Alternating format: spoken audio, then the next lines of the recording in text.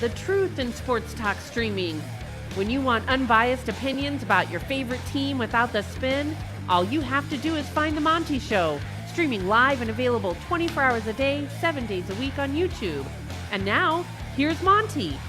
Hey, The Monty Show, live on your YouTube channel. Make sure you hit that like button. How the heck are you? As always, The Monty Show is presented by our good friends at The Advocates, theadvocates.com, the best injury attorneys in the business. The Advocates, where you never pay a consultation fee, you never pay a retainer. No, friends, you don't pay The Advocates until they win your case. And with this beautiful weather outside, please be careful on the road. There's a lot of motorcycles, a lot of bicycles, scooters. If somebody hits you because they're driving distracted, if you're on your motorcycle and somebody's just not paying attention, that's not your fault. You need somebody to fight for you while you get back to health, who can get your bike fixed, who can get you back on two wheels. That's The Advocates. Talk to an attorney live online for free right now at theadvocates.com. Reminder, no show tomorrow, as our friends here at the Maverick Center will have a massive event with Salt Lake Community College. Yeah, they're like graduating and stuff. Yeah, they're like higher learning and education people. Yeah, whatever. So there's going to be like an F ton of people in the building. So no live show tomorrow, but we do plan on making idiots of ourselves on the golf course, Yeah, which of course means that there will be video for your viewing pleasure. New videos. So lots of content posted on the channel tomorrow. So while you're here right now, get it out of your system. Hit the like button. Support the Monty Show, as we always try to do every day. First one in today. How about that? Patrick Boren says, first like today. Let's go, Patty Ice. I like it. C. Kaufman, second. Maury Alvarez is in. Love to see you. Raider Mark says, hello, fellas. Big 12 going mic'd up. I like it. Indeed, sources last night told me that the Big 12 has already put an agreement in place with ESPN for football to have mic'd up segments where they will have microphones live on the field during the game. They will also be doing live interviews and live locker room stuff, like a lot more of an NFL feel for Big 12 football on ESPN starting in 2024. I think that's going to be interesting, certainly. How do you not like that? I mean, anytime you get behind the scenes, I think you got to love that content. Yeah, I mean, I think it's what we're all here for as sports fans. We all want to see the locker room stuff. We all want to see the behind-the-scenes stuff, you know? And I think that's what I think is the next level of entertainment. And again, it's this whole conversation that I know you guys love and thoroughly enjoy about how the Big 12 is innovating and is on the cutting edge. I mean, you know, again, you start to see people are now valuing it all started, I feel like, with Major League Baseball, where Major League Baseball would put a mic on the left fielder in the All-Star game because the All-Star game doesn't matter, and they would talk to the guy. You know, they do it during the Home Run Derby. It just started during exhibitions. Now we get it in regular season games of consequence. Like, you're seeing it in a bunch of different sports. I'm just telling you, man, it's the next level, and now you're going to get it in a football setting, which I think is the coup de grace of behind-the-scenes content. I mean, whether we're talking about the NFL draft, a Big 12 football game, like whatever it is, that's what people want. So when I saw this, I was absolutely thrilled, and I'm not going to be surprised if, you know, everyone else follows suit. I think it's one of these deals, you guys, where it's just what has to happen. But again, and I know we talk about this all the time, and all the Pac-12, hey, you guys are Big 12 ain't on, bro. Congratulations, loser. Well, look, the facts are not in dispute in this situation. And I think when you look at all of these deals and you look at all this stuff that we always talk about, who's winning here? Well, the Big 12 is winning because the Big 12 is innovating. This stuff in Mexico, I don't know how many of you, I'm sure, have heard. The Big 12 now is very, very close. In fact, I'm told contracts are signed in Mexico already to have football in Monterrey and basketball in Mexico City. You are talking about, I think, a historic agreement where you're going to be able to build a global brand, and you're going to do that with entertainment via sports. And when I say entertainment via sports, I think there's a very distinct difference here, which is you're going to play a football game, but you're going to have a Super Bowl halftime show. You're going to play a basketball game, but you're going to have, entertainers and artists performing, and like they are not just going to do basketball game. Okay, here's the Phillips Conoco Coca-Cola halftime show. Hey guys. Like they're not doing that. They're doing like rappers, singers, artists, performers. These are big to do. These are big events that draw a lot of people. That makes you more money. And the thing that I don't understand is why every other conference in the country did not think of this before Brett Yormark came along. Because that's the other thing I think that this tells you about the Big 12 with these mic'd up segments, with these on-field interactive segments, with going to the TV partners, going to ESPN and Fox and saying, hey, we're going to do this. How do you want to integrate this into your broadcast? Because you don't see this stuff in college athletics on the regular. And I think what it's telling you is the Big 12 is now setting an example for the rest of college sports, which is you can't just have a TV deal and expect to cash that check and everything's going to be fine. Right. Because that's not what it is. What this tells me is you're going to get mic'd up segments brought to you by, hey, Jimmy Joe's Truck Stop here in the Truck Stop Conference. It's the Big 12! Right? You're going to get, hey, mic'd up by Burger King. You're going to get, hey, locker room interview brought to you by Shell Oil. Like you're going to get these big deals because, again, you have to find new revenue streams. So I just love what they're doing, Jake. I don't know how you don't embrace all of this, and I don't know how you don't look at what the Big 12 is doing. And I have to think that this deal in Mexico begins a trend because we haven't seen much college football played internationally. Right. It's just not something you see. You see softball tours, baseball tours, gymnastics, certainly. We've even seen college basketball global tours. I don't know that we've seen a whole lot of, and I was looking for it, and there are a handful, but I don't know where we've seen a series of games a la the NFL in Europe. Right? Like, I don't know that we've seen a series of games by an athletic conference like we're seeing with the Big 12. No, and I think we're certainly not seeing it in as aggressive as a manner. I mean, you look around sports. I mean, most sports are global sports without, one league dominating the entire globe. Like you look at, Major League Baseball as an example, or the NHL, or like a lot of these games are global sports. And you hear all the time, like, hey, this guy went overseas to play here, or he did that, or yada, yada, yada. Like, we all know those stories. And I just think it's high time someone started thinking outside the box, as I always say, and thinking about it in a different way. Like, we can't think of, with basketball, the NBA, like the Chinese market for the NBA is massive, man. And it's been massive for decades. And if you think about it, if you have an NBA basketball fan, there's probably a good chance that if you go overseas to their country, give them a product that's basketball oriented, but that they've never seen, and you've got entertainers and it's an event and it's a cool thing, you're going to do really well on that. Even if it's not NBA basketball for an NBA fan, it's still basketball. Hell, I would even go as far as to say it's still some of the best athletes in the world. Even if you're a low-end Big 12 player, you're still one of the best basketball players in the world. Yeah, you're not NBA, but how many of us can actually play D1 basketball at Kansas? Like, you're still a great basketball player, and that's what I think we lose sight of sometimes. Like, you can't be like, oh, well, I'm not going to do this or do that because, yeah, we're just the Big 12. If you have that attitude, you're never going to do anything.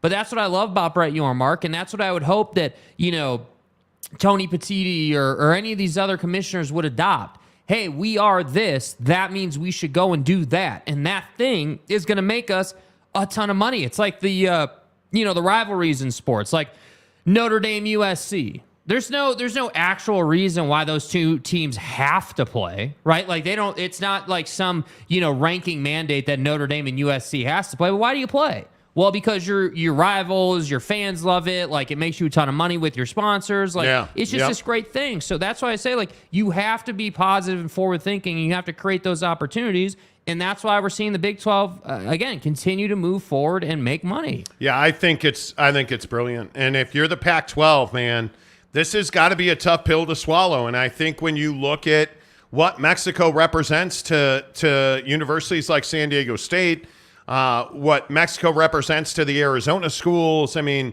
This is a big deal. And I think also when you turn around and you look at what Mexico represents to Texas Tech and Houston and, TCU and the rest of this conference, you're starting to understand that Brett Yormark is just taking advantage of the lack of action in the Pac-12. And Facts. I just continue to look at these deals and I say to myself, I don't know how the Pac-12 is going to survive this.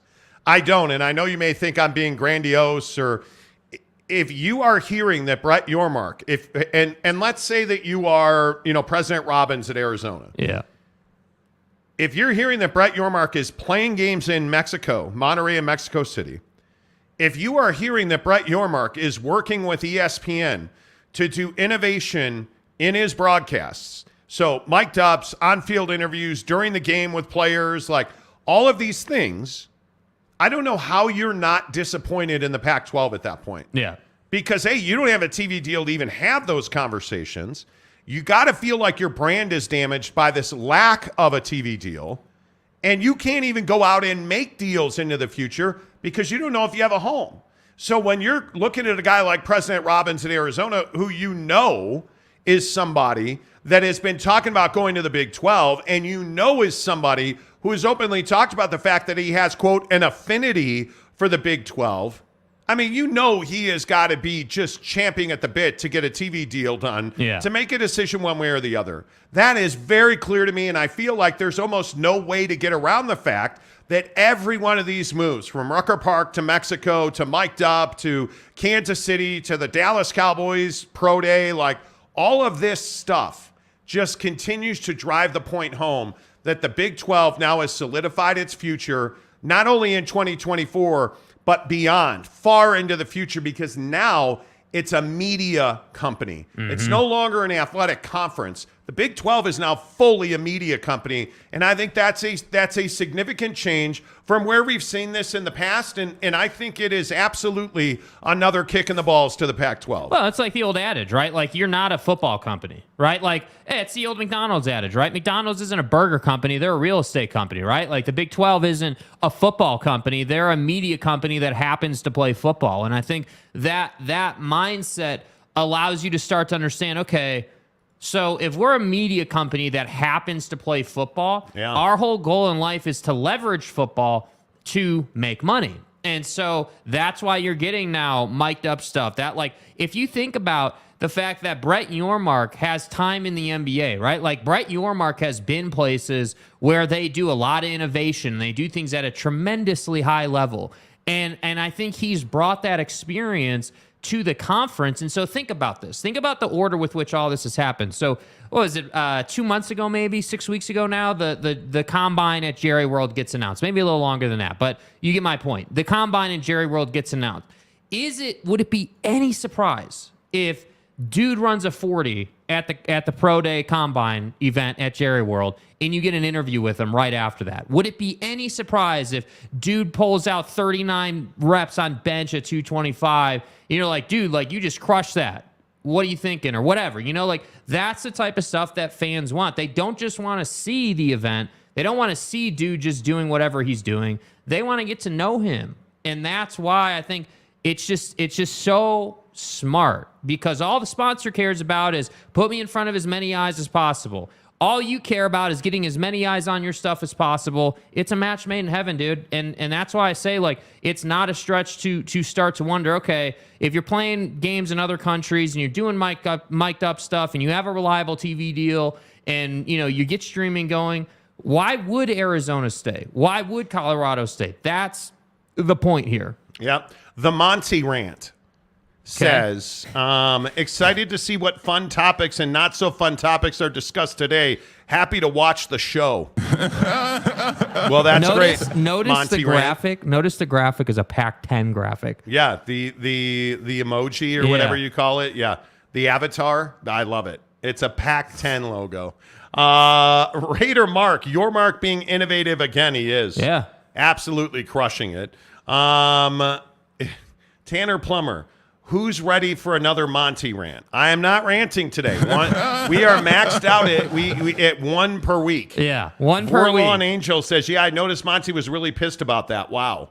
Well. And you're talking about, the San Diego State, dishonesty thing. Right. which is fine. Kyle J says, bucked up blood raz is better than Miami. I ain't ducking no smoke. Yeah, bro, you ain't ducking no smoke. Bucked up, no smoke. Bucked up, the official energy drink of the Monty Show. It's just so funny that, I have my bucked up Miami here. We have our bucked up Miamis right here. 2 O's and bucked up. I love bucked up. And the funny thing is, blood raz is good. I ain't telling you to duck no smoke. Ain't ducking no smoke. Right? Like, I'm not telling you to duck any smoke. I'm here for it, dude. Bucked Up, the official energy drink of the Monty Show. We tell you every day the product just works. And this morning, again, I had my collagen peptides. I had my greens, put it in my shake that I make at home with my Bucked Up protein powder. Whether it is Bucked Up energy, and again, 0 sugar. You guys know I'm passionate. If you're gonna do something, you're gonna eat something, please don't make it sugar. Eat fat, not sugar. Don't eat either one if you can. But I'm telling you that Bucked Up just makes clean energy. It's why I've been so thrilled that Bucked Up put together a buckshot free sample link just for Monty Show viewers. Anywhere in the world that you are, get into the description of this show. There's a link. It says free Bucked Up sample. You click it, and you can get 6 Bucked Up buckshots sent to your front door. They're really high-powered energy shots. So the smaller energy drink that gives you a quick boost. Here's the difference with buckshot. One, it tastes great. I'm telling you, the watermelon is mind-blowing. It is so good. But as you can see on the screen, they also have blue raz, and they have blood raz, and they have rocket pop and watermelon. Dude, whatever you want, whatever your favorite flavor is, make sure you get to Bucked Up. Get the link in the description below to get your free buckshot sample. And I just love the story. You know that Bucked Up is a Utah company. The Gardners are a fantastic story. Ryan Gardner just named CEO of the Year again here in the state of Utah. It's everything that you want in a small business. It's just exploded to be an industry leader. Please support Bucked Up. Tell them you heard about it on the Monty Show. Use promo code Monty to get 20% off your purchase at buckedup.com. But get in the description on this YouTube show. Hey, if you're listening on Spotify, Apple, love you guys. We had a massive month on Spotify. Darn right. Thank you to everybody who listens to the show on Spotify. On podcast, it's in the description of wherever you're getting this podcast as well. Your free buckshot samples from Bucked Up, the official energy drink of the Monty Show. Big Lubbock says Houston has passed up New York and Los Angeles as the most international cities in the U.S. I saw that on Business Insider, I think. I want to say it was BI who had a story on that. I don't know. Los Angeles is awfully difficult to beat for marketing. I just think the melting pot that's there is remarkable. Big Lubbock said, I also heard that BY already had sponsors on board to pay for Big 12 Mexico. He's got interested parties that are going to be the exclusive presenting sponsor of Big 12 football and Big 12 basketball in Mexico. Lopes fan Gabe says, hit the like button. Yeah, you casuals, go ahead, hit the like button. We appreciate it. We have almost 1,000 views on the show, and we're at 64 likes, so please pump it up. Let's go. Let's see. J.K. Marshall says, Mexicans are dumping soccer for college football. They're not. They're not at all. Mr. Tinfoil Man, how does the free gift work? Does YouTube just randomly pick people? Nah, the gifting of memberships? Nah, they go and pick them up. Yeah, when you give free memberships on the show, by the way, bless you, friends. We always appreciate that. You give a free membership, and people just click on the gift box that's on your screen. That's how you claim it. And thank you to Aaron Wilson, who provided a free membership today already. Aaron is fantastic. Let's go, baby. Aaron generally gives out several a week. So, Aaron Wilson, thank you for that. Appreciate it. If you want to give free memberships, just click the $sign at the bottom of the screen. That would be awesome. Love Sports says, Meat Rocket, like I've heard there is a meeting between Colorado and the Big 12. The source is Jason Scheer. He's been interviewed on 365 Sports. Listen, you guys, and I'm not saying Jason Scheer doesn't know what he's talking about, or we've been down this road before. Yeah. We've been down this road before. Colorado and the Big 12, according to our sources, have already met. So if there's supposedly some big new meeting or I guess we'll see what happens. But everybody, I would encourage you to calm yourselves when it comes to this guy over here said this. Yeah. Come on now. Renee Roca, I might just crack a Modelo after my workout just for the Big 12. There you go. Modelo's not bad. I would agree with that. Two Mastas says, click the green box and enable gifts. There you go. Cash Money, why would you want to play in Mexico? Isn't Mexico in the middle of a drug war? The entire country is not in the middle of a drug war. Do they have gang and cartel issues? Sure they do. But what they also have is a massive media market and a lot of untapped revenue for the Big 12. So I absolutely understand it. The Mexicans are passionate fans. Yeah. And I would tell you that, being a big fan of soccer, I can tell you that the Mexican soccer fans are fantastic fans. Passionate, they're engaged, they're involved. You want them. You absolutely want it. Browns and Beers says, I'd jump all over it if I was Dos Equis. Yeah, I would agree with that. No doubt about it. Let's see. Jeremy Callahan says, Tanner is RSL for life, Monty. Please don't disqualify him for missing the show yesterday. Dude, this is such fake news, bro. This is such fake news. San Diego State. What's up, Glenn? I've already weighed in on the Blood R Aztec bucked up. Remember to read the can, 2 per day max. Yeah. Relax. Everything in moderation, Chill friends. out, dude. Everything in moderation is what I would say.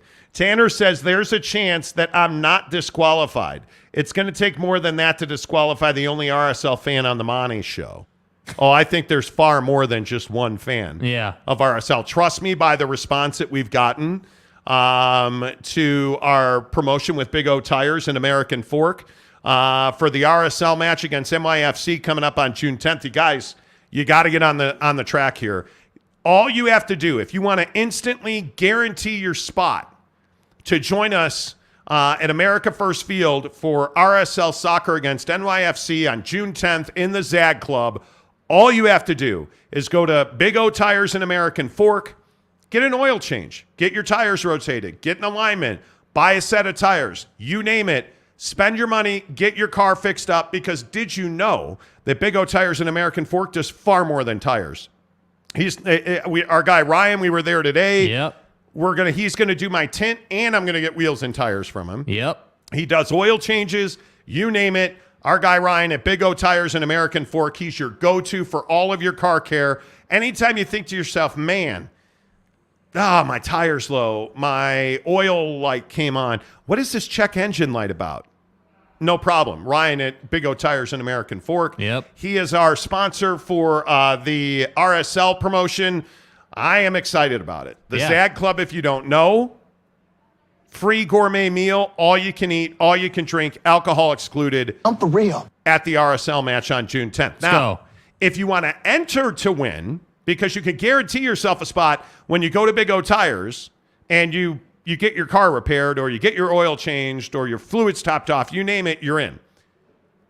But what you can do is find Big O Tires on Twitter or Instagram, Big O Tires in American Fork, and I'm going to put up the screen grab of their Twitter account right there. Yep. Big O AF8. They did a great thing every year. Hugs for Holly. Todd Heap's daughter passed away in a tragic accident. You guys remember that? Todd Heap, the great tight end. Hugs for Holly. Today's that day. Today is would have been her birthday. So they did a great thing. Check it out on their Twitter and Instagram. But go and comment on their Twitter. Hey, I heard about Hugs for Holly on the Monty Show. Comment on that photo that's on their Twitter or their Instagram. You're entered to win a spot with us at RSL on June 10th. It's really that simple. That's it. That's it. And again, we're announcing, we're trying to add other groups to the event to give you other ways. But I'm telling you, our guys at Big O Tire and American Fork, what a great dude. Yep. Family owned and operated, every one of those Big O Tires. So get all over that, and we'll hope to see you there. Jeremy Callahan says, Big O versus SpaghettiOs, who would win? Big O Tires. Yeah. Big O Tires. They got my business. Yep. So when we lifted the Jeep, where did I get my tires? Where did we get them? Well, we got them at Big O Tires. Telling you, man. Duh. You should absolutely do it. Laura Weiss, hello, says, remember the Alamo. Indeed. Tumastas says Monterrey is the hub of Mexico's domestic American college football league. It's been around since the 70s and is televised nationally. It makes sense to try and tap in there. Absolutely, it makes sense. Yeah. Absolutely, it makes sense. Tanner Plummer, I'm on the train and I just passed America First Field, second best stadium in Utah behind Lavelle Edwards Stadium. Oh, boy, here we go. Tanner. Let's not get Tanner. crazy. J.K. Marshall, the last soccer game I attended was in the late 70s, Tampa Bay Rowdies. Okay. J.K., I'm telling you, man. RSL was fun, dude. You know what? And I say this all the time. Going to an MLS match is a great time. Paying to watch it on Apple TV is not going to happen. Sorry, folks, that's what it is. It's not going to happen. It isn't. But you want to sit me in the Zag Club? And by the way, on the 10th in this promotion, you not only get seats in the Zag Club, food, drink, free parking, VIP entrance, all of that. You also get an on-field experience before the game. Just saying. Just saying. Connor Cole, what do you get as a person who receives a gift, and thank you for those gifting them out? You get an icon next to your name, which means we read all of your comments first, because we always read member comments first, always on this show. Jeremy Callahan says, I finally created some fake news bucket list box checked. There you go. See? Yeah, well, you know. Doesn't make you feel responsible. You're trying to tee up Tanner Plummer. Saul Goodman, Mexican youth is more into American culture and stuff like football, not football. I don't know. The Mexican soccer culture is phenomenal. Yeah. By the way, they also have an incredible professional baseball league. So, I mean, like, sports in Mexico is a big deal. And absolutely, I would say that Mexico is a country of conflict. There's just no doubt about that. But that doesn't mean that everything in Mexico is a problem. Yeah. It doesn't mean that the Mexicans are bad people. What it means is, much like every country on the planet, they've got issues they're trying to deal with. Yep. That doesn't mean that they shouldn't be able to go to a football game or that they shouldn't, be able to enjoy things. I mean, I think sometimes we get a little short-sighted on that. That's what I will say about that. Rick Forrester says, MLS on Apple TV sucks. Could be. Thanks, McKenna Tech Dan. This community is awesome. What did McKenna Tech Dan do? What did I miss? Oh, damn. Oh, my God. Damn. Let me we go are ahead getting and pull crazy it out here. Let me pull it out. Yes, sir. Aaron Wilson gave. Raptor 88 gave us 5 memberships. Meat Rocket gave us 5 memberships. And McKenna Tech Dan gifted us 10 memberships. You guys, you got to love that. And again, I say every day on this show, support small business. McKenna Tech Dan, you got to find him on Instagram. He makes custom holsters. McKenna Tech holsters. McKenna Tech holsters on Instagram. He's just a good dude. And if you're somebody that needs a holster, if you're a gun enthusiast, if you're somebody that, enjoys having custom pieces like that, get with McKenna Tech holsters. Dan's a really good dude. He supports the show as well as any listener could support the show. Dan, we really appreciate the fact that you give us memberships like that. We really appreciate the fact that, you're a hardworking dude who started his own company, which is what the American dream's about, right? So go support the people who support this show. That includes McKenna Tech holsters. Thank you very much for that. Appreciate all of you. Dorian Davison picked up a free membership. Thank you, Dorian. Like, you guys, it's incredible how many people have been gifted memberships on this show. And I think you guys see we have a really good community. Yeah. We have a really good community. So I appreciate everybody that's picking up all the free memberships. Thank you for that. If you do happen to get one, make sure you shout the guys out who gave them to you. That helps a lot. Truck Stop Gumby has a cowboy hat with a smile on. Ain't ducking, no smoke. All hat and no cattle. Can't back down. That's one of the best insults I've ever heard. It's a soft person tendency. Yeah, it is a soft person tendency. Yeah. All hat, no cattle. Yeah. Nate Davis, so does this mean Colorado, Utah, Arizona State, and Oregon State are going to the Big 12, and Oregon and Washington are going to the Big 10? Not from what we understand. And I will again say that I think our sources have been pretty rock solid on Big 12 expansion, Pac-12 TV situation. Program. I will again just say that I feel like very straightforward. There is not a school in the Pac-12 that's excited or eager to leave. That is very different than there's not a school in the Pac-12 ready to leave. Right. because my opinion is Arizona and Arizona State are ready to jump. I've told you that pretty much from the best sources we have, that Arizona, Arizona State, Colorado, and Utah have all had extensive conversations with the Big 12. We've heard that repeatedly. I got roundly booed on Twitter and on this show in the comment section when I told you last week that, or I guess 2 weeks ago now, Colorado's not ready to jump to the Big 12. That is not something that's going to happen today. Are they talking to the Big 12? They have, and I'm sure they are. But there's nobody in this conference that's just going to jump off a ledge until this TV deal gets some clarity to it. Yep. We've heard that time and time and time again. And we've talked to high-ranking people in both the television industry. We have talked to high-ranking people at multiple universities in the Pac-12, and they have all said the exact same thing. Those spots are ready and waiting for them. And when this TV deal comes to light, I think you're going to see it's going to be between $20 and $22 million. I believe that ESPN is going to be the tier one partner. And I believe that a streamer, and I would think at this point that it would be Amazon, would be involved for a game of the week. I don't believe in that current structure that they can get 10 teams to sign a grant of rights for 5 years. Because that's the structure of the deal. We've been telling you since October that it's a 5-year deal.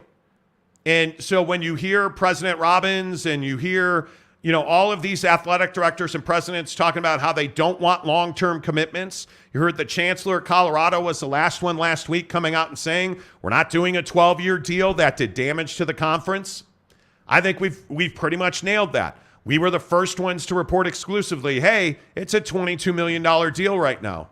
And we were the first ones to report, hey, here are the 4 schools that are not on board with total streaming. And we've told you that President Kase at Washington has pretty much led the line of presidents and chancellors who are against 100% streaming, specifically 100% streaming on Apple TV, because they have seen the mess that was created with the MLS. And I don't think there's any doubt that MLS has really struggled with their deal with Apple TV. We've also told you that Apple TV would be looking for rebates from the Pac-12 if certain subscription levels were not reached.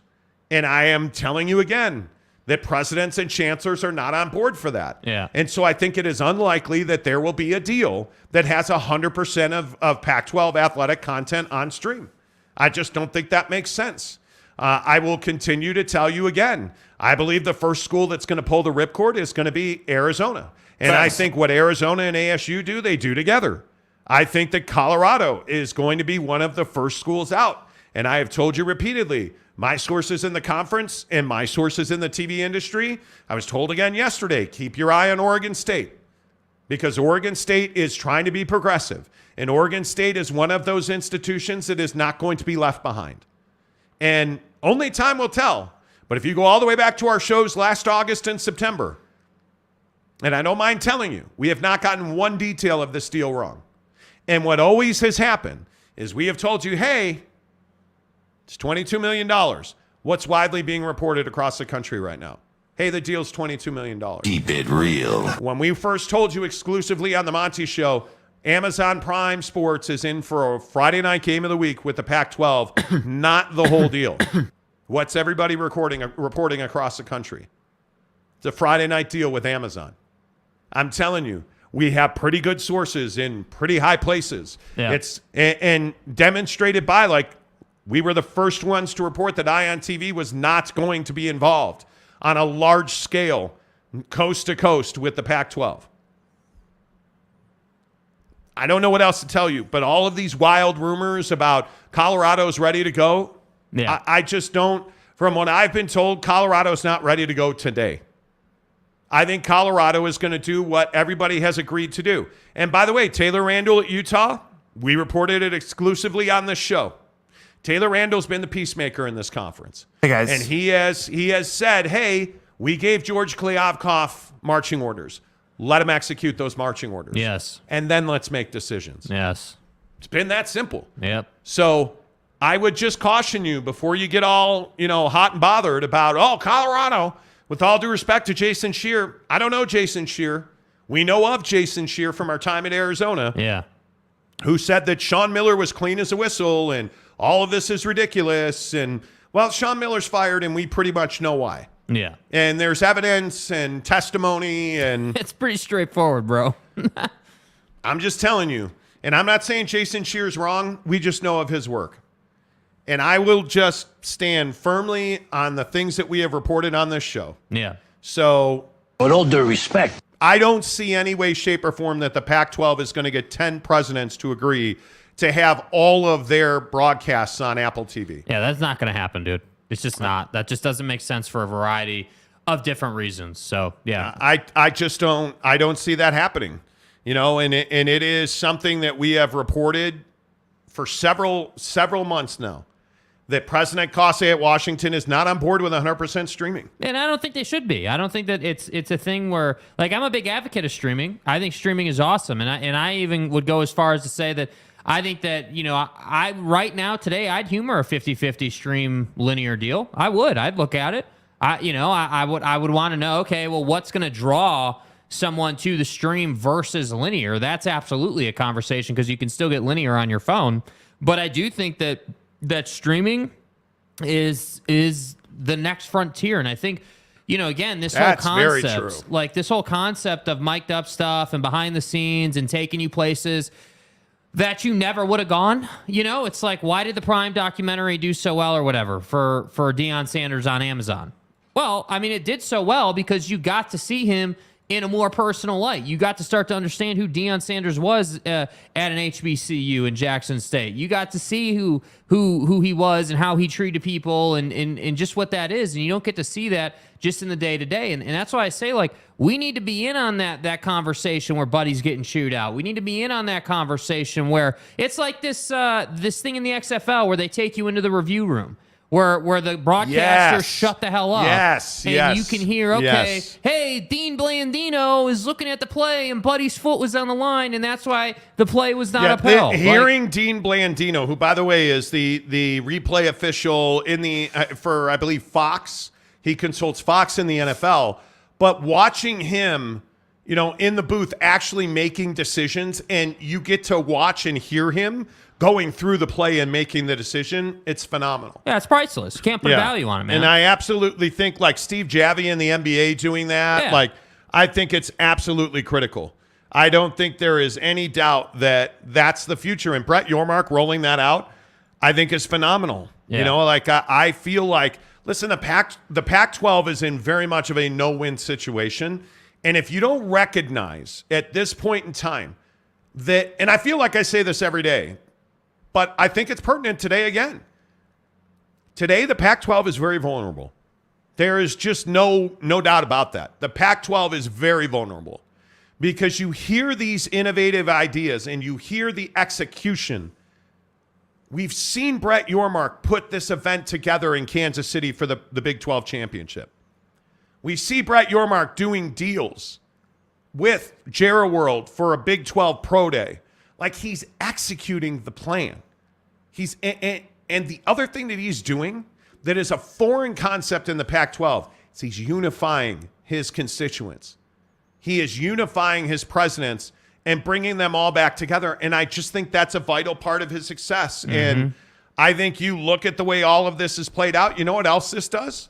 I think this very largely eliminates the issues like with Cody Epps at BYU and the transfer portal. That goes away. Yeah. Right? That goes away. And you see, did Cody Epps take a huge payday from the SEC? He didn't. Where's Cody Epps, the BYU wide receiver, who's in the transfer portal yesterday? Where's he going? Well, it turns out he's going nowhere. He's staying at BYU. Like, why would you go anywhere? Yeah. Why would you go anywhere? Because you can't tell me BYU isn't a huge draw in Mexico City. Can't tell me BYU football's not a huge draw in Monterey. Like, there's no reason to go other places.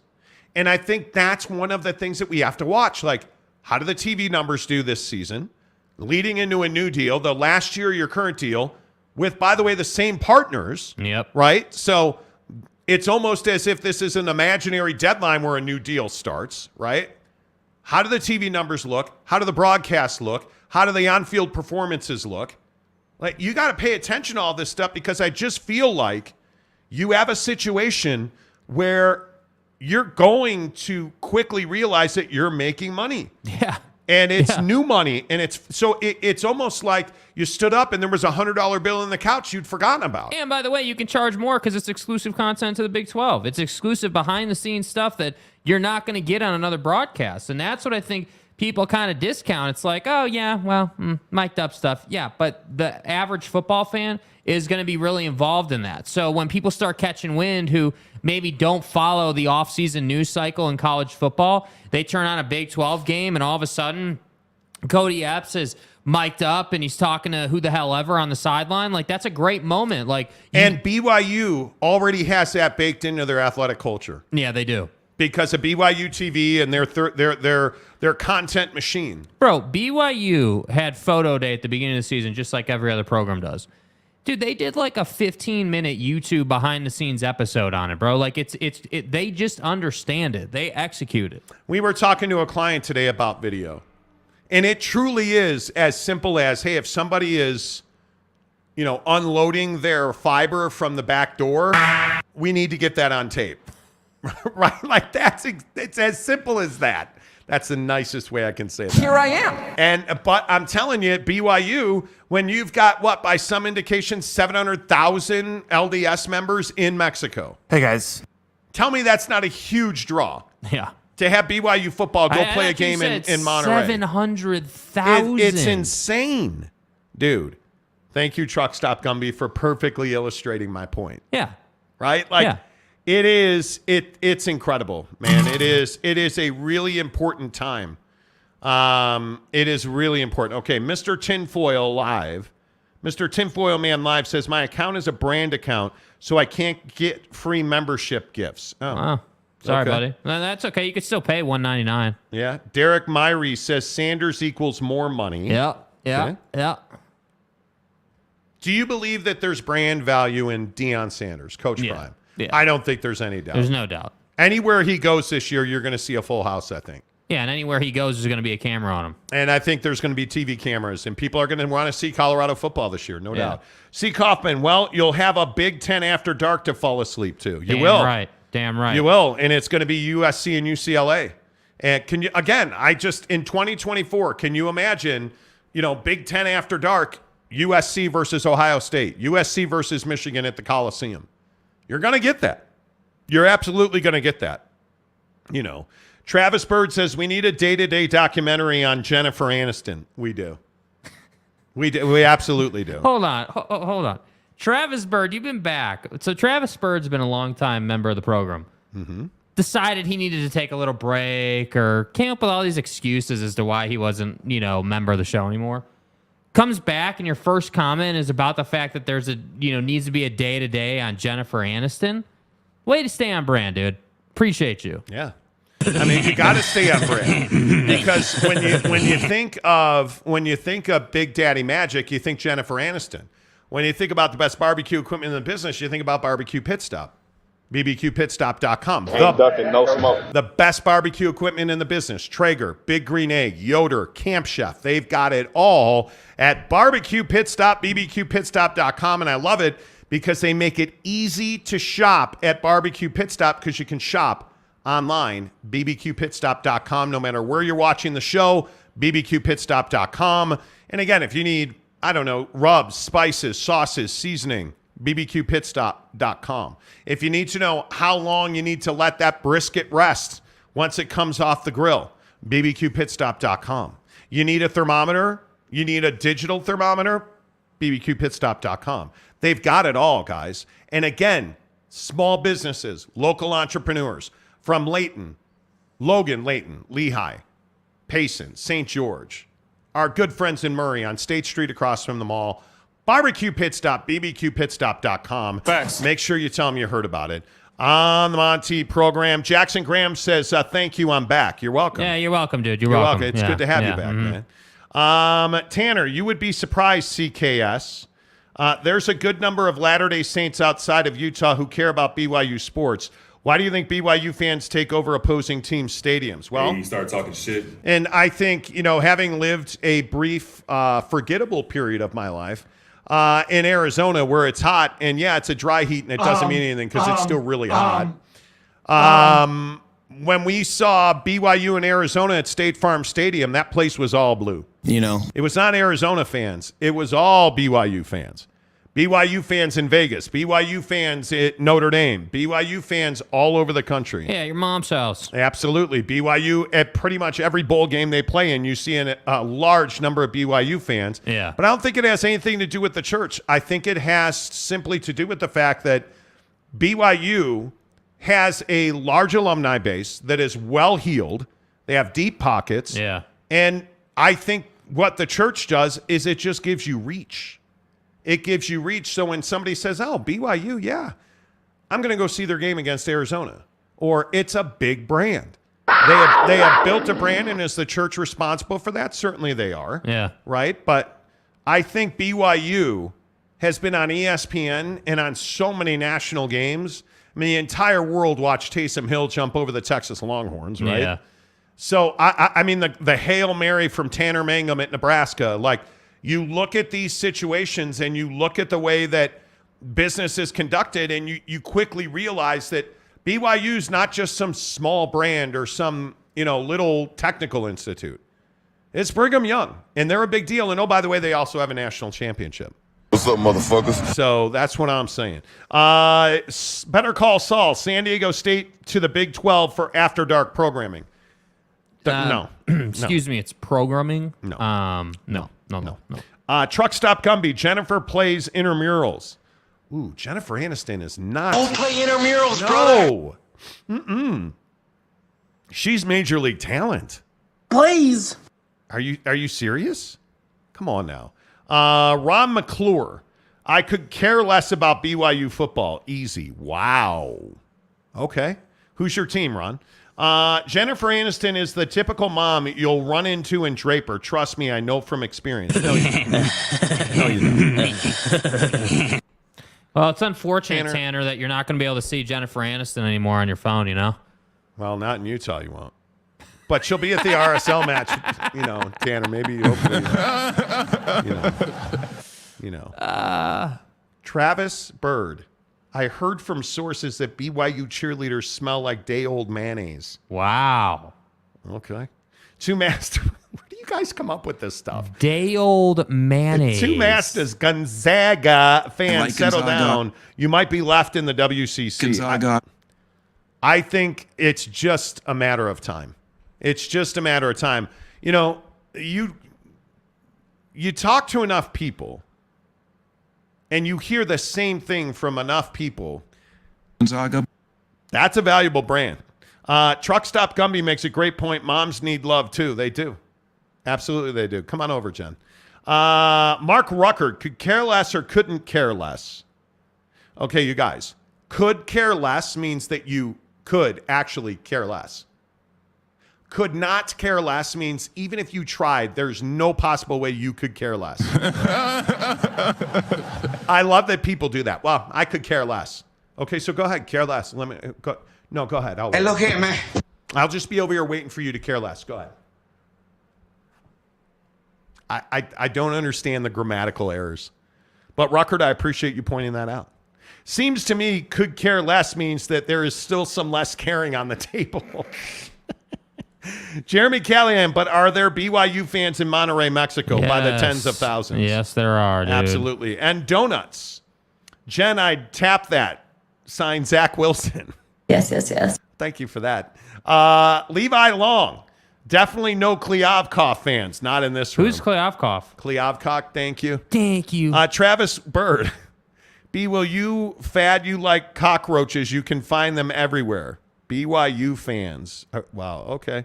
All right, Big Daddy Magic. I see where we're going to go with this. Go Tigers. Hey, those BYU fans came out when they played LSU in New Orleans in 2018. New Orleans. Everywhere. Ron McClure. I don't hate BYU, obviously. Like ASU much more. Nothing wrong with that. Forks down.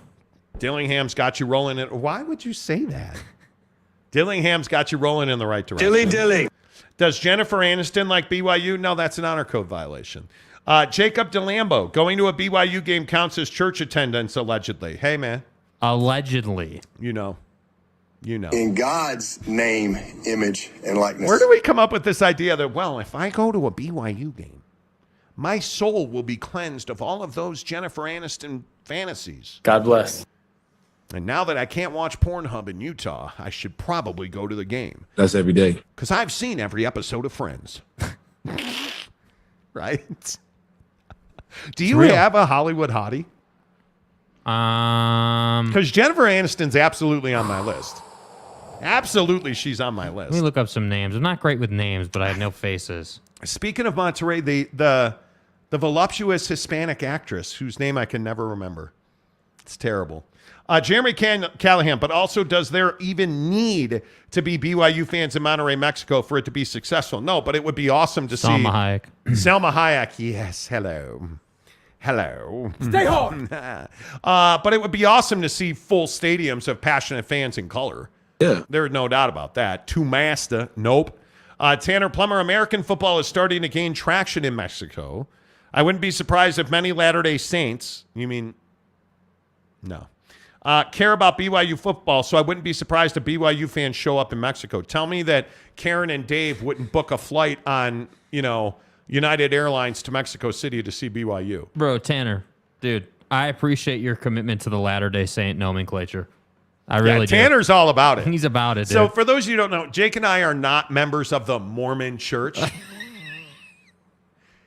The Church of Jesus Christ of Latter-day Saints put out some Text. talking points. Scripture. No, not scripture. Some educational leaflets. Leaflets? That's all I had. Where they said, we don't prefer the term Mormon. That's not what we're about. We're Latter-day Saints, the Church of Jesus Christ. Ain't ducking no smoke. So that's why Tanner constantly says, and I appreciate the ligaments in your thumb, even though I'm sure those are used for other things. We'll do it. Many Latter-day Saints, because they are no longer Mormons, apparently. Right. I'm going to hell. I freely admit it. I don't think hell's real. David Scott, Utes are just hating this conversation right now. Twitter's been going crazy. I believe they are. U of Houston alum. Howdy from H-Town, Monty. Go Texans. Howdy from Cheatertown. Had to go there, didn't you, Jake? Yeah, I'm not letting it go. You gonna roll in here with the Houston Astros logo? I Yeah, ain't letting that go, I ain't bro. ducking no smoke on the Astros. I ain't ducking no smoke. Okay, Ja, I ain't doing it. Ain't ducking no smoke. I'm not ducking no smoke. Can't back down. The Astros cheated. It's a soft person tendency. Go Dodgers. Go Tigers. Go Tigers. Travis Bird, Jennifer Aniston likes Utah. It's only 5'4" girls that weigh 595 pounds. Guy, what is wrong with you? Be nice. Jeremy Callahan, yeah, if Tanner Plummer even gets to go, he ain't going. He ain't going. My inside sources here at the Monty Show tell me that there are 12 other more deserving individuals that are Mormon and are not Latter-day. Don't you know who I am? Tanner, relax. It will be It's a joke. It will be a fair draw. We're just razzing you, dude. Yeah, blood raz. Don't jab the super soaker gun, please. Yeah, please. Mark Ruckert, your mark equals Wayne Gretzky skates to where the puck is going. Exactly right. Exactly right. No disrespect to the Big 12, Mike says, but playing a championship game in Missouri for West Coast teams instead of San Francisco or Las Vegas wouldn't seem very motivating. But here's the problem. Everybody plays their games in Las Vegas, and Levi Stadium is brutal. Not good. The turf there is brutal. Now, you want to talk about, playing the Big 12 championship game? Well, aren't you going to play it in the heart of Big 12 country? Yeah, Jerry World. Jerry World? Okay, sure. The Dr. Pepper Big 12 championship game at AT&T Stadium? I could see that. But playing a basketball tournament in Kansas City? Absolutely the right way to go. Absolutely the right way to go. It's a destination, and here's the thing. Oh, well, yes. Kansas City, they don't wear deodorant there, and their barbecue's overrated. Well, that's why we bring Shaq in, and we have events, and we have one-off opportunities where you get to mingle with this guy and that guy. Well and said. Pitbull, and you bring in like all these celebrities, and you have parties and after parties. Oh, by the way, there's also a basketball tournament going on. And I'd remind you, the Big 12 is the best basketball conference in the country, so there is some high-level basketball going on. It is what it is. But hey, did you guys see that? I don't know who's a big music person. What's her name and her brother? What's her name and her brother? Thanks for helping me out, I dude. can't remember with the black hair. She was on Howard. Phineas. What? Her brother's name is Phineas. Bro, I don't know. I'm sorry, dude. It's out of my. How do you not know this? She's the real soulful singer. I can't remember her name. Anyway, but Taylor Swift is also going to perform at the Big 12 championship game, or, somebody help me. What is the girl's name? You got to be kidding me right now. I can't think of it. Anyway, it's fine. Scott Graywater says 2-time World Series champion Houston Astros haters. Tears are sweet. Yeah, The Alex Earl girl? No. What are you talking about, bro? Her brother, Phineas. Not Phineas and Ferb, you Dude, jerks. who, dude? What is her name? That's literally what comes up on Google, bro. Phineas Why and do you Ferb. hate me? Why do you hate me? Now I'm literally opening up my Apple Music app. This is terrible. This is not good. Recently played, which never updates. Billie Eilish. Yeah. Billie Eilish. Dude, I've never even heard of Phineas. Who the hell is Phineas? That's her brother. Okay, cool. Might as Oh well my be God. her uncle. I don't know who Buddy is. Do you guys see what I deal with on this Damn. show? DeLambo says, man, I want to see D-Wade and everything here in Utah. Well, he ain't living in Florida anymore. Did you guys hear that story? My argument is distance for fans, not the quality of the championship game. But see, the thing is, Mike, and the reason I disagree with you on this is because I look at why you travel that distance. Okay, so if it's Kansas City, let's just stick and stay with college basketball. If you're a West Virginia fan, are you coming to see Billie Eilish or Shaq? You're probably not. But guess what? You're an awkward fit in the conference anyway. But let me ask you this. If you're Houston fan, are you coming to see Billie Eilish or Shaq? You are. Number one, you have the best basketball team in the conference, arguably, right? Number two, it's Kansas City. So it's popping. There's nice hotels there. Okay.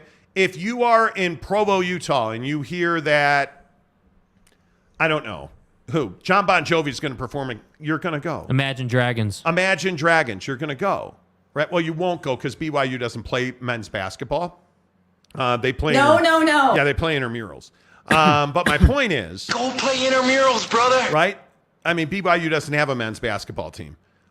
Just like I don't think Utah has a women's softball team either, but I could be wrong. Anyway, Yeah, my point it's is. tough, dude. My point is, you go because it's an event. You're willing to fly further to Kansas City. But if you're Arizona or Arizona State, is it really that far of a flight from Arizona to Kansas City, Missouri? No. It's not. To me, if you are Gonzaga, it's not far at all to Kansas City. If you are, think about, obviously, Gonzaga. Kansas, Lawrence to Kansas City is not far at all. Mm-hmm. If you're K-State, if you're Gonzaga. Stillwater, like Dallas, Houston, Lubbock, you're not going to trifle at going to Kansas City. You're not going to struggle. You're not going to have to say, well, man, dude, Lubbock, Texas to Kansas City for Billie Eilish. I'm not doing that. Yeah, you are. Absolutely you are. Oh, by the way, there's phenomenal basketball being played. So you're absolutely doing that. Cash money. Mormon is a nickname because we read the Book of Mormon. The church's name has always been the Church of Jesus Christ of Latter-day Saints. So yes, we are Latter-day Saints, not Mormons. Correct. But the popular vernacular The nomenclature is Mormons. Yeah. And the church has told members not to use that. She took offense. But I appreciate you, Cash Money, giving us a $10 tip. But no one's going to disrespect me. Jeremy Callahan says, Billie Eilish, Billy Idol, what you mean, man? I don't know what I mean. Ruff's official is in early today. I would bet there are a bunch of Swifties in this chat. See, and Jake and I have like blood feuds over Taylor Swift. Uh-huh. Because I think me personally, and again, I'm not trying to tell you guys how to live your life. You know I wouldn't do that. But here comes the diss of Taylor Swift. I think the only thing better than Taylor Swift is Papa Murphy's Pizza. And really, if we're drilling down, it's the meatball marinara that's better than Taylor Swift. At Papa Murphy's, we do more than just pizza. We do meatballs and marinara. Papa Murphy's does meatballs? Oh, I think you mean I do the meatballs and marinara? And how do you do it, Dad? How do I do it? How do I do it? Oh, well, we do it with savory ground beef Covered in tangy marinara. That's how, honey. At Papa Murphy's, we make great pizza. And don't forget the meatballs. Order now at papamurphys.com. Papa Murphy's Pizza. Make sure you use the promo code Monty25 to get 25% off your purchase of $25 or more at Papa Murphy's Pizza. I would tell you, download the app. It is by far the best way to get it because you can order your Papa Murphy's at 6 in the morning. Be like, hey, I'm going to pick it up at 3 o'clock in the afternoon. Done. 9 in the morning, 7 o'clock at night. Done. You tell them when to have it ready, and it'll be fresh and ready to go in the oven when you get home. Papa Murphy's Pizza. And again, if you're new to the show, and I know we have a lot of new people that join the show on a regular basis, right? We've had almost 2,000 people watch this show today. By the way, can we be professional, please? Hit the like button. Yeah. But if you're new to the show, we have rules about pizza that you are allowed to eat. It's traditional crust barbecue sauce. We don't use pizza sauce anymore. Look here, man. We're all adults now, right? Yeah. I mean, come on, dude. we don't use pizza. Billie Eilish would never put pizza sauce on a pizza. Yeah. Right? Then pile all your stuff. that you would appreciate me treating you like an adult. An adult. So we use marinara meatballs and we get the take and bake chocolate chip cookies at Papa Murphy's Pizza. Make sure you tell them you heard about it on The Monty Show, which is always brought to you by The Advocates. TheAdvocates.com, the best injury attorneys in the business, where you never pay the advocates until they win your case. And again, last night I was talking to a fine gentleman who asked me not to use his name, who was asking me about workman's comp because he slipped and fell while plowing snow. Texas me. Butt is killing him. What do you have to lose by going to theadvocates.com and talking to an attorney who's an expert in workman's comp for free? You have nothing to lose, nothing at all. If you are out on your motorcycle in this beautiful spring weather and somebody hits you and you're injured and your bike is totaled, I hope that's not the case. Thank God you were wearing a helmet. But if you get hit on a motorcycle, what do you have to lose by going to the Advocates, UtahAdvocates.com, theadvocates.com, and chatting with an injury attorney for free? The best in the business, in my opinion, for free. You have nothing to lose. See, because you never pay the advocates until they win your case at theadvocates.com, UtahAdvocates.com. Good afternoon to you. Coming up in 90 minutes, really excited to have Utah Senator Todd Weiler on the show. Now, if you listen to the end of the show yesterday, in 90 minutes, you want to be on this show because Senator Weiler is going to join us to talk about the Pornhub ban, as people are calling it. Adult-themed websites are now essentially banned in Utah. Uh-oh. Because what you have to do is you have to put in an ID, a government-issued ID, to access adult material on websites in Utah. Then people are really upset about it. Now, I'm the guy who says pornography is this great destroyer of men. Right. And it is. It's not even the pornography that bothers me. It's privacy and it's our freedom. Senator Weiler co-sponsored the bill. We will have him on to talk about it. Should be a good discussion. I see everybody DMing me about Twitter accounts that are quoting us without giving us proper attribution. That's the way it goes. I appreciate everybody who sent me DMs. Don't care. Don't care. It's all good. I appreciate you guys. You can follow me on Twitter, The Monty Show, MONTY, The Monty Show. I also see your unkind, heinous remarks about pizza. Truck Stop Gumby, I don't know how to fix this, Truck Stop Gumby. I thought I almost said something that I'm not going to say now. But you're a flexible guy. You got to, pepperoni. The only thing worse than pepperoni on pizza is olives. No, I'm not doing that. No, I'm not doing that, Tucker. Me either. I'm not doing that. And then J.K. Marshall just piles on top and says pepperoni and blue cheese. It's a soft person tendency. It is. You're What are soft. you doing, dude? If you eat blue cheese, you're soft. I just want you to know. Like, what are you doing, dude? And I'm here for it. I'm here to fight for my ranch. I ain't ducking no smoke. Yeah, dude. I'm not. Yeah. I'm not. Ain't ducking no smoke. McKenna Tech Dan says, I thought you guys were all about pepperoni and olives on your pizza. Dan? Sir? I know that you have a holster company. It's really cool. But I'm not backing down off this one, okay? James Underwood, don't trust Monty. Pepperoni is good pizza. Get a fast pass for Douche Mountain, because you're a douche. I love the fact that we have not said pepperoni's bad pizza for like weeks. And now I get Jammin' Underwood. I don't know. Sorry. Did you just say Jammin' Underwood? Jammin' B. Underwood. Hiscock. Come on, man. Come on, man. Anita Dick and Ming. Yeah. Come on, man. Waves in opposition. Jammin' Underwood. Anita Dick. Cougar Tracks. Meatballs and Billie Eilish just go together. Both are good. See what I'm so bricked up right now. It all just kind of goes together. I'm not a Billie Eilish fan, sort of. Ruff's Official, why are you moving studios? I don't know that we are. We are. The show is ever this show, what he's talking about is we may have mentioned a few times that we've been looking at new studio space because the show has just exploded. Like I kid you not, when it's May 3rd, April is the single biggest month we've ever had on the show. There's some wild shit going on right now. Do you guys understand we're doing 500,000 views a month?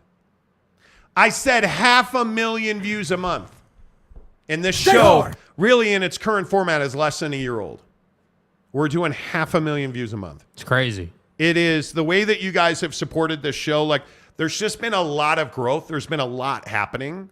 So it's just been one of those things where, you know. Just look at options, man. That's all it is. Yeah, I mean, you as a small business owner like Jake and I and Mrs. Monty are, you always have to understand your options. And I've been a rich man and I have been a poor man. Yeah. Saul Goodman says, I broke my back. Yeah, dude. My back is broken. I don't know why we're having to play the spinal drops and stuff, but you know. C. Kaufman says red sauce, pepperoni, and green pepper, or Canadian bacon. Oh. No. Big Jack 512 says, what the F? Is what it is. Truck Stop Gumby says VPN. Nah. Are they banning feet videos? Jacob, what? Whoever came up with that shit need to be fired. Bro. Truck Stop Gumby also says it's fun putting the olives on your fingers. Bro, what are you doing, man? What? Who are you? Who are you, Kawhi Leonard? Damn, bro. Are you serious? Is OnlyFans the alternative? See, you guys, a bunch of people, apparently it's not Brazers is not the right way to pronounce that website. I don't know and I don't care. Yeah. I am not the guy to talk to about adult-themed websites. Prawn. Because, again, I do believe that pornography is the great destroyer of men. But this bill in Utah, I got some questions about it. Let's see. Ahmad says turkey pepperoni is where it's at. Never had it. Moth Prof, how much gumba is Gumby doing? Well, you know. No. I like olives on my pizza. Better, dude. You guys, like, I'm serious. Is there like a plague ravaging the airwaves today? It was the virus that killed it. Nobody likes olives. Nobody. Nobody likes olives. Nobody. Maybe that's a question you should. No. Yeah. Jeremy Callahan. I agree on most things, but some flaming hot flats, the blue cheese is the bomb. No, it's not. Jeez. You of Houston alum. Mod Pizza in H-Town is also. Oh, Mod Pizza's. Mod Pizza's all right. All right. Truck Stop Gumby says Showgrum. Nick Hines, what's up, Nick? Man, pepperoni and olives is one of my favorite pizzas. Program. Dude, what are we doing, man? How did we get to a place where you guys are in pepperoni and olive land? Do you guys I don't understand. Do you guys just want to come to the studio and like flip me the bird in person? Because that's what these comments are doing. And then Big Daddy Magic just is here for all the smoke. Chicago pizza is overrated. Shame. Do you? Big Daddy Magic, I will start trashing VW if you don't watch yourself. What's wrong with you? Victor Wambin bust. Let's see. Clint Mose says the cartel. The cartel. I don't. Okay. Well, okay. I mean, sure. Okay. Satin. Okay. Satan's giblets. Bro, that's Cody? not how you spell Satan, dog. Is that what you meant to say? That is not how you spell Satan, my Cody man. Strickland, were you No, trying it's to not. say Satan's giblets? I call olives. My personal belief is that olives of any flavor, especially the green ones with the red stuff inside, those are Satan's giblets right there. Like, I'm convinced. You know, Mike, stop. You guys, it's not funny anymore. Yeah, like, what are we doing, man? It's not funny anymore. I'll take my olives and go home. Okay. Well, this has been productive for 10 minutes, arguing over olives. Jackass. On the Monty Show. All right, so Senator Weiler coming up in 90 minutes. Stick around for that. If you're just tuning into the show today, Big 12 has really gotten pretty much all the I's and T's crossed, I's dotted. I am told contracts are signed. There are some formalities that have to go back and forth. And then the Big 12 is going to Mexico in 2024 to play a series of basketball and football games.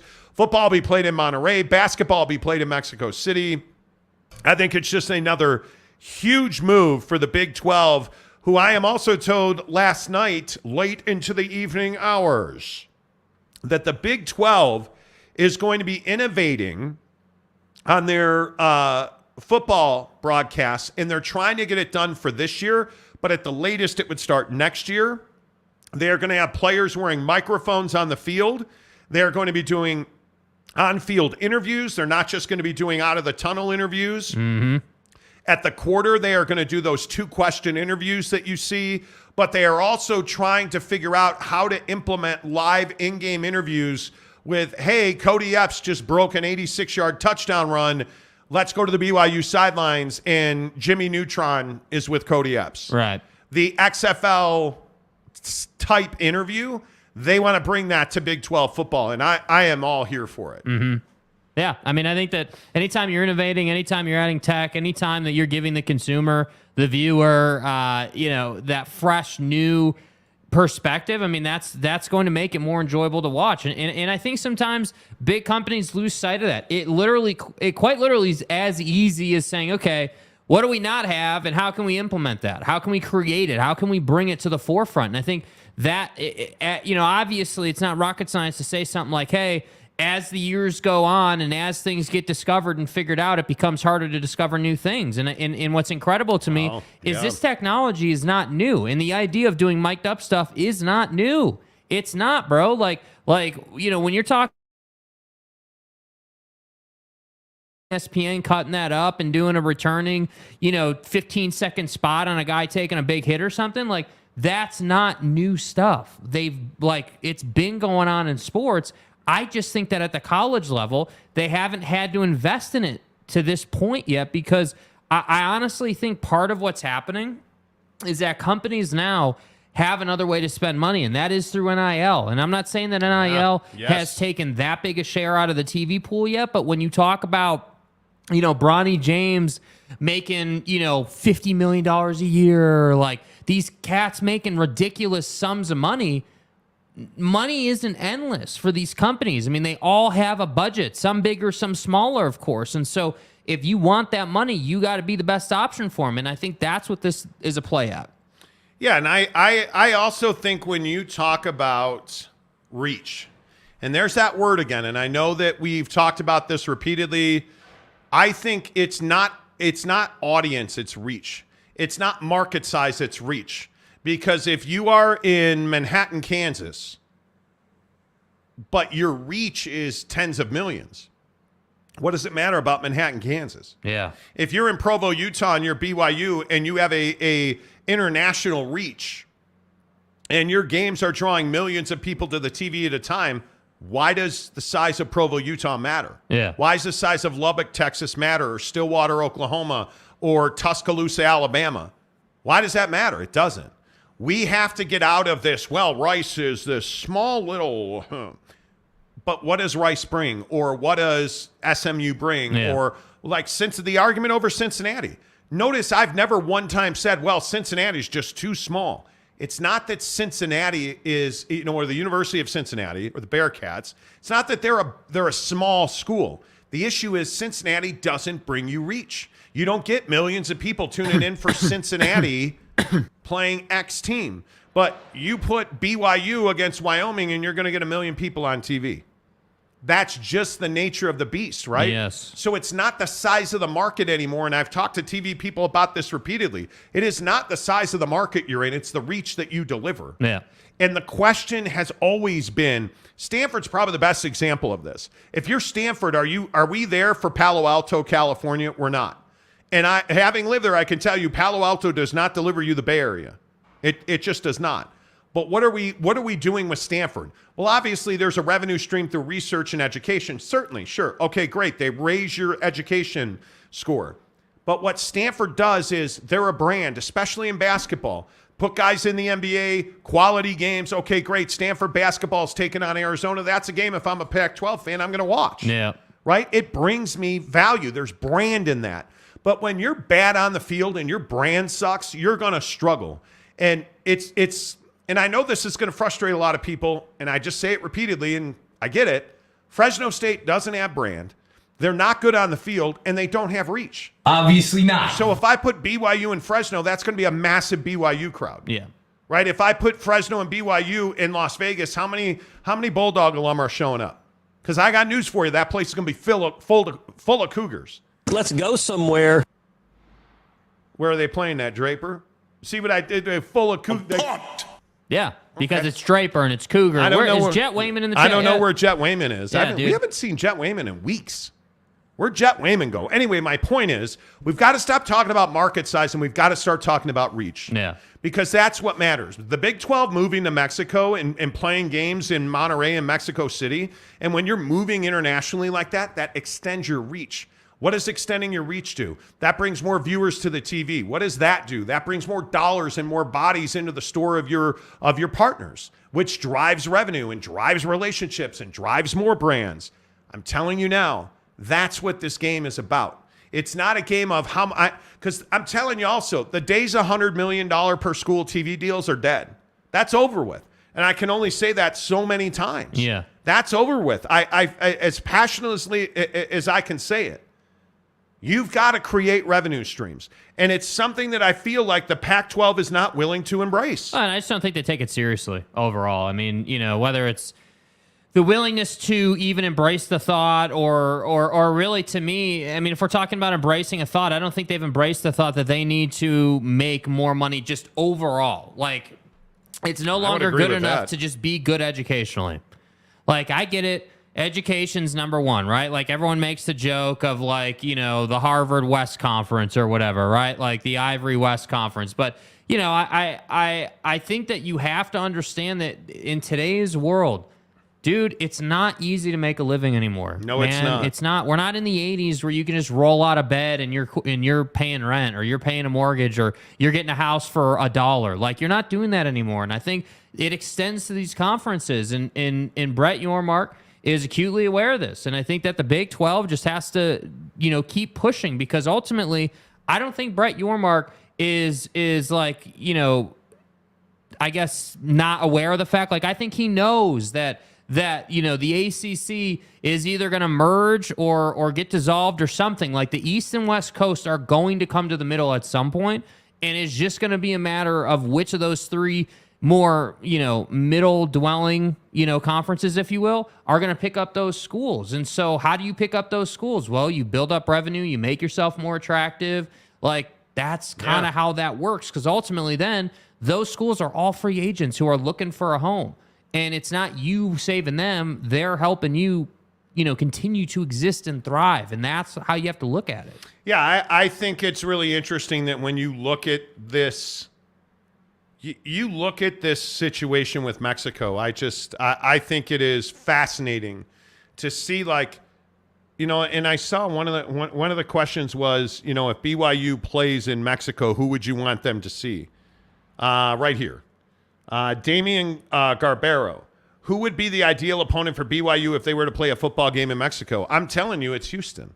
Houston, Texas Tech. Like, you look at the the absolute relationship, both physical and through identity, that the state of Texas has with its neighbors in Mexico. And I just think you can leverage that.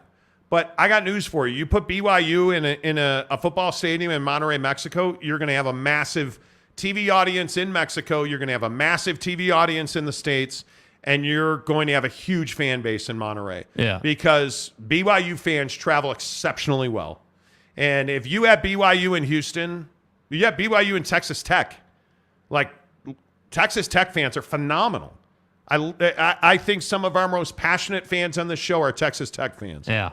So I don't even know that it matters who they play. Truck Stop Gumby says, I'd be there for Palo Alto. Good shopping. You got this. Well, Apple's right down the road, right? There you go. Jeremy Callahan, exactly. Market size isn't that important. For example, how big is Green Bay? Yeah, couldn't tell you. But you want to talk about reach. Green Bay's got reach. Yeah. Cougar Tracks, have you already talked about Cody Epps returning to BYU? We'll do that in 10 minutes, Cougar Track. Moth Prof.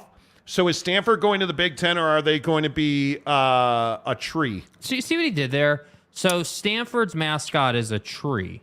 And I'm sorry, I thought you said their mascot's a tree. It is. It's a tree. And so he's saying, hey, are they going to go to the Big Ten, or are they going to stay stagnant like a tree is stagnant? So you see how that kind of all works together and that stuff? thought never crossed my mind. I know, right? I mean, it's just incredible thought logic and mental capacity there, man. Wow. I mean, I truly do not have a grasp on what's going to happen with Stanford. I think there's so much unknown about all three conferences. Yeah. What happens to Stanford in this TV decision? Because Stanford has been, I think, at the center of this by being silent. Mm-hmm. And this whole argument about academics in the Pac-10 is all circled around Stanford and Cal. That's fucking interesting, man. I mean, and the idea, like this conversation about Rice. Like we told you the other day, and now several other outlets have picked it up again.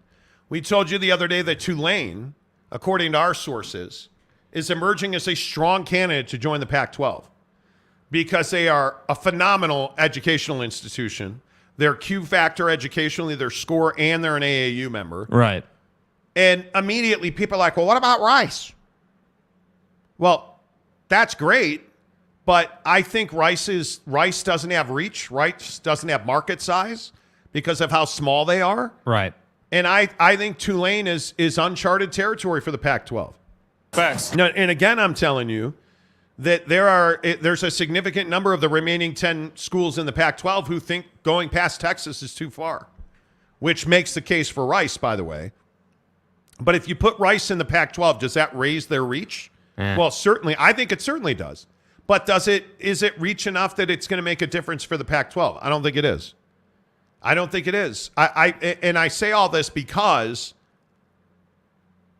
I don't know what Stanford's going to do. I've heard so many wild theories about Cal and Stanford to the ACC or Cal and Stanford. Like 2 days ago, one of the Twitter sources was all over the place talking about Cal and Stanford going to the SEC. It's a done deal.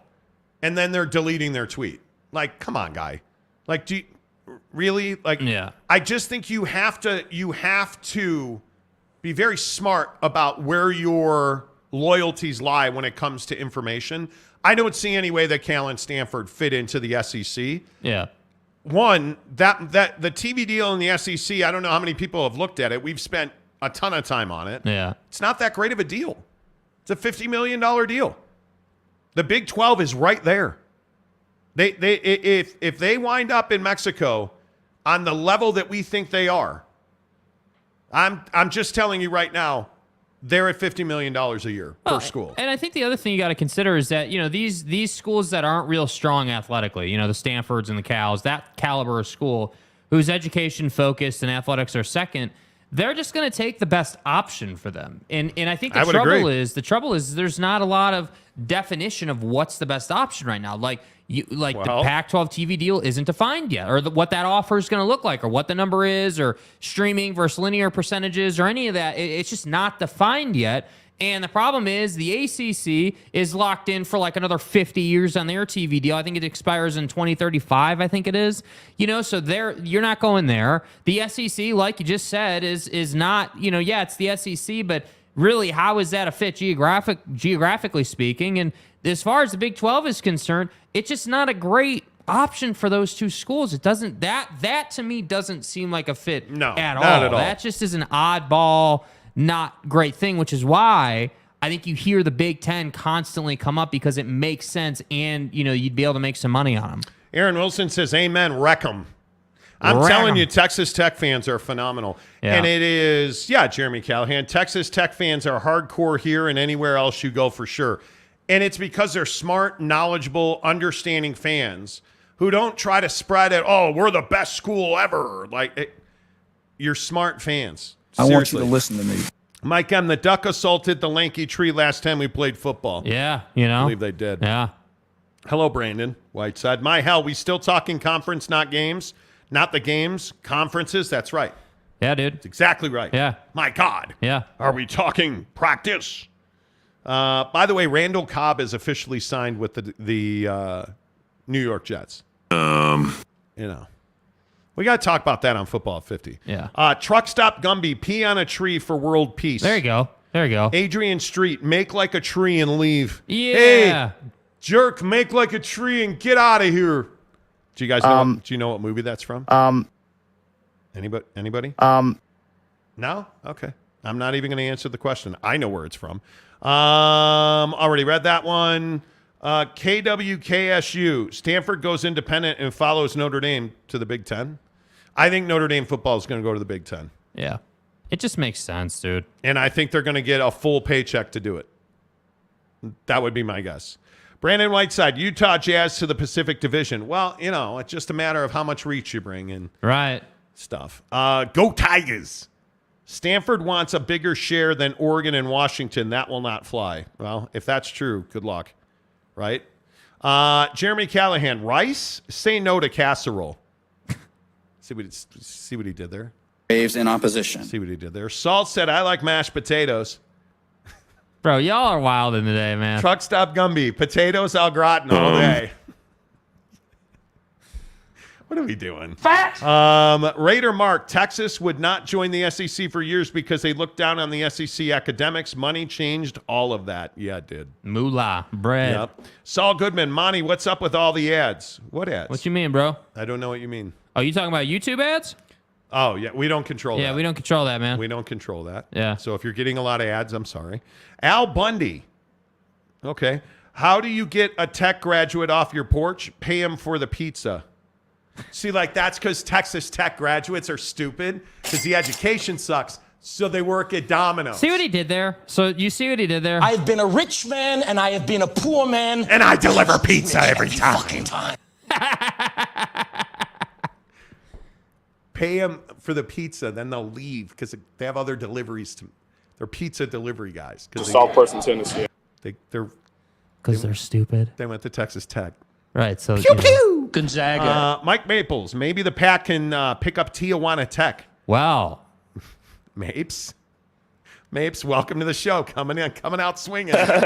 McKenna Tech Dan, Back to the Future. My guy, let's go. Hey. Let's go, McKenna Tech Dan. Jammin' B. Underwood. I just peed on a tree in my backyard yesterday. Well, I'm glad the plumbing works. Yeah, wow. Congratulations. That's great, dude. Look at it. Back to the Future. Back to the Future. I don't remember the line now, but Back to the Future. I love that. Simon, each Big 12 school has their certain niches and traditions and passions. Wabash Cannonball, baby. Okay. Yeah. Wabash and that's Cannonball. how I look at it. Okay. Whew. Truck Stop Gumby says Top Gun. Yes, I do, McFly. Cody Strickland says. Salty Drunk, Back to the Future. Look at my guy Salty Drunk showing up. Let's go, baby. Great to see you've reverted back to men's black, Jake. Yeah, I had to go back. We You know, I had things to do tell the truth. today, and Jake is single again. yeah, you know. Yeah. He's not single. Yeah. He only wishes. Cougar You're so Trek, he front. doesn't wish. I'm kidding. It was a joke. It was a joke. I want to thank me for having no days off. How are your forearms? Houston and BYU, the battle down under, live from downtown Mexico City. That would be awesome. You know. Nate Davis, go Tigers. Go Tigers. Exactly right. Brandon Butler, YouTube is blasting ads today. Really? I don't know why. Well, you guys, I can only say that thank you. Hit the like button, by the way. By the way, if you want to avoid ads, YouTube Premium, thanks so YouTube much. Premium Love you so means much. you Thank don't you. get ads. Thank you. My brother graduated from tech, and I'm pretty sure he brings home well over $400,000. Delivery pizza guys get $400,000 a year? My fucking ass. You're lying, Jeremy. I don't believe there's a single Domino's driver making $400,000 The lie detector test a year. determined that was a lie. Yeah, that's not true. San Diego State. See, he's not. He makes $400,000. He doesn't deliver pizzas. He went to tech and he's well paid because he's smart. Pew pew. It's okay. no question. Okay. Truck Stop Gumby. The YouTube ad algorithm finally found the Monty program. Hey, Monty. Hey, Monty. Lopes fan Gabe, tech grads aren't paying anyone on their porch for pizza because they were smart enough to pick up Papa Murphy's on the way home. Yeah. Yes, yes, yes. Let's go, baby. I love Hey, that. okay, in the comments, is everybody experiencing a heavy ad day? Yeah, is it a heavy ad flow day? Like, get ad block, Jackson says. No, don't do that. I'm not getting no ads, Jammin' B. Underwood says. Jammin' Underwood. Jeremy Callahan, get YouTube Premium. Best thing I ever did. That's what I'm saying, dude. That's what I'm talking about. Is Jake going on a date tonight, Nate Davis says? Are you going on a date tonight? Yeah, I mean, we may or may not be getting dinner and hanging out. Wait, I thought she was out of town. No, tomorrow, Lying dude. Today's fuck. Wednesday. Whatever. How am I lying? I told you it was Thursday the whole time, bro. You breathe. No, I'm kidding. I don't listen. Lie detector test determined that was a lie. I don't listen to the things you say. You are not the God. Reminder, I fight tech haters with fists and bow staff. Okay. Well, in the comments, what is a reason to throw hands with Texas Tech fans?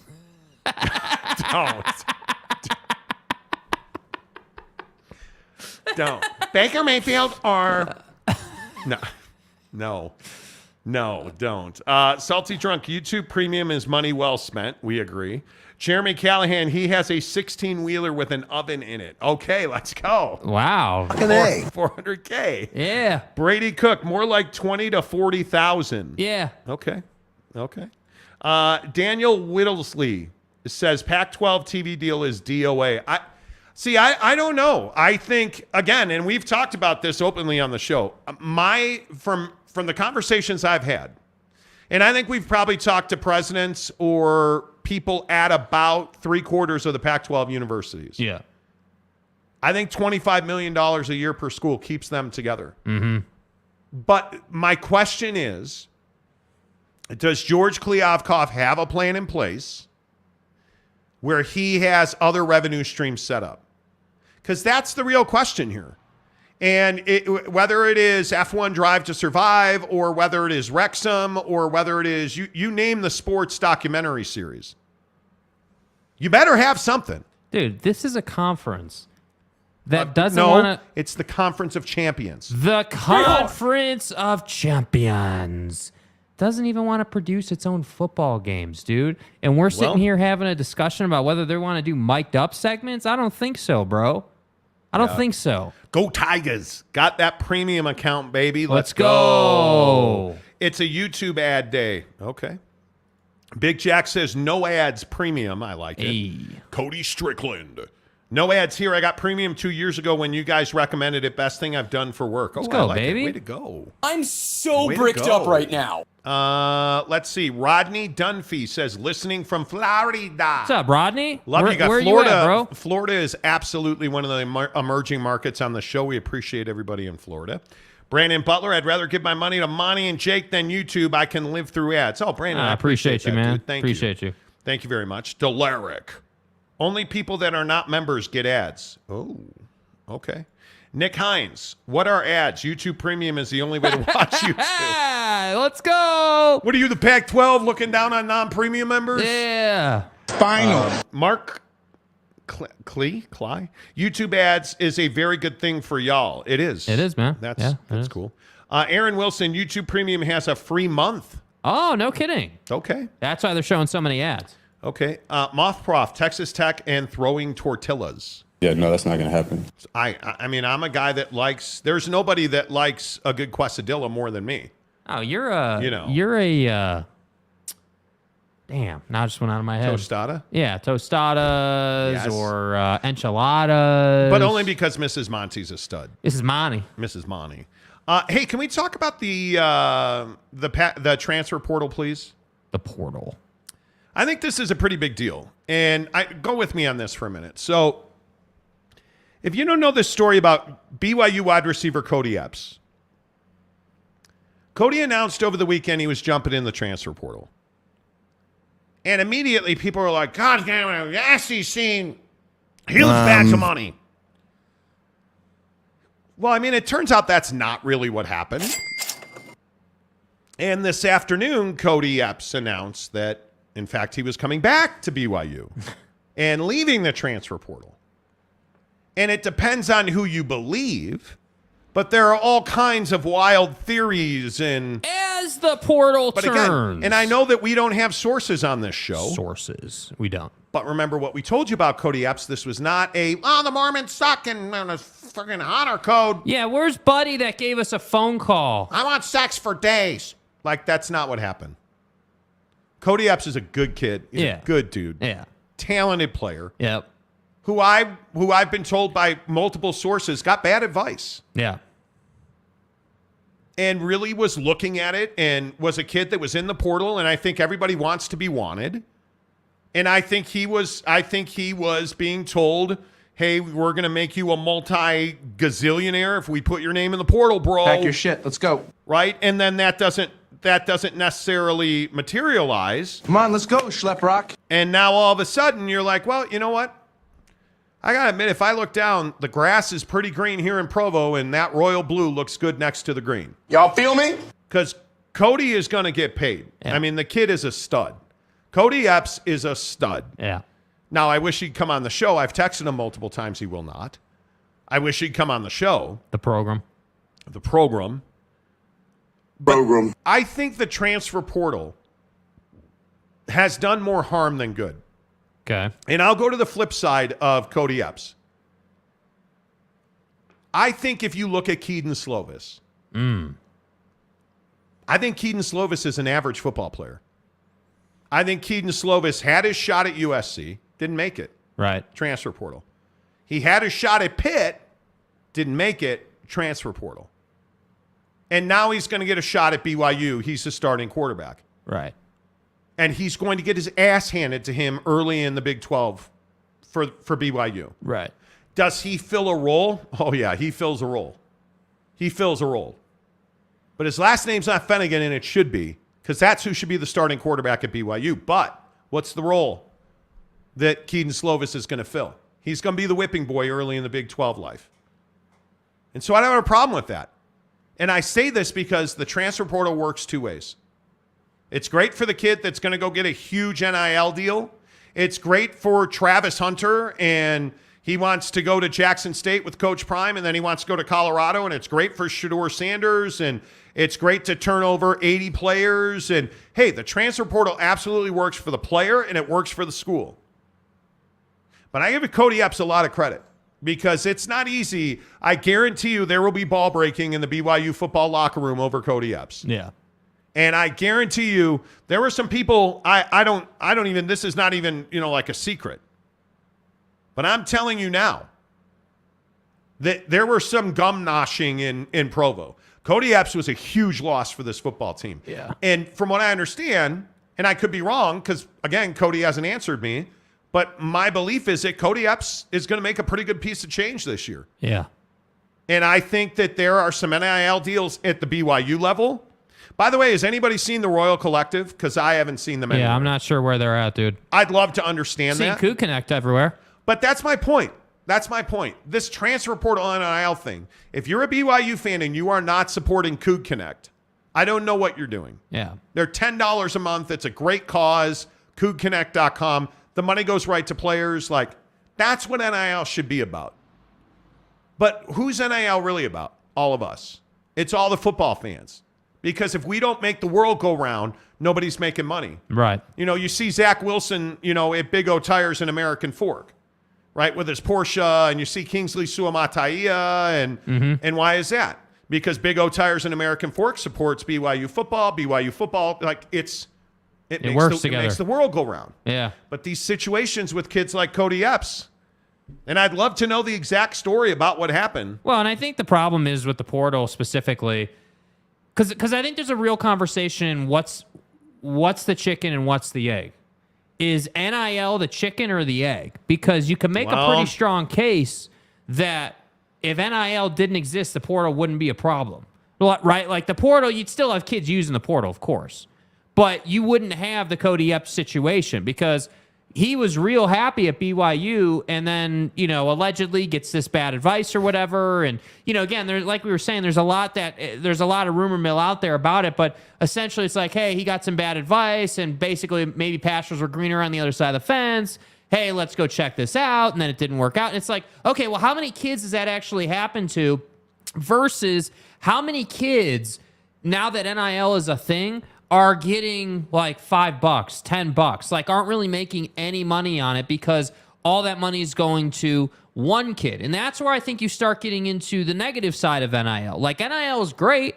I love it for like he said, the Big O Tires and American Fork BYU situation is awesome. These guys are getting their cars taken care of, which is frankly is really important in the offseason for them. They do a lot of traveling around the state in the offseason. But then you look at some of these other kids who work their ass off just the same as the stars, but aren't as talented. And it's like, how do you find that balance? And that's where I feel like situations happen because it's like, all right, where can I go? I know that I'm not an NFL player, let's say, right? I know I'm not going to get to the next level. Well, let's use the portal to get to the perfect situation so I can make the most money possible.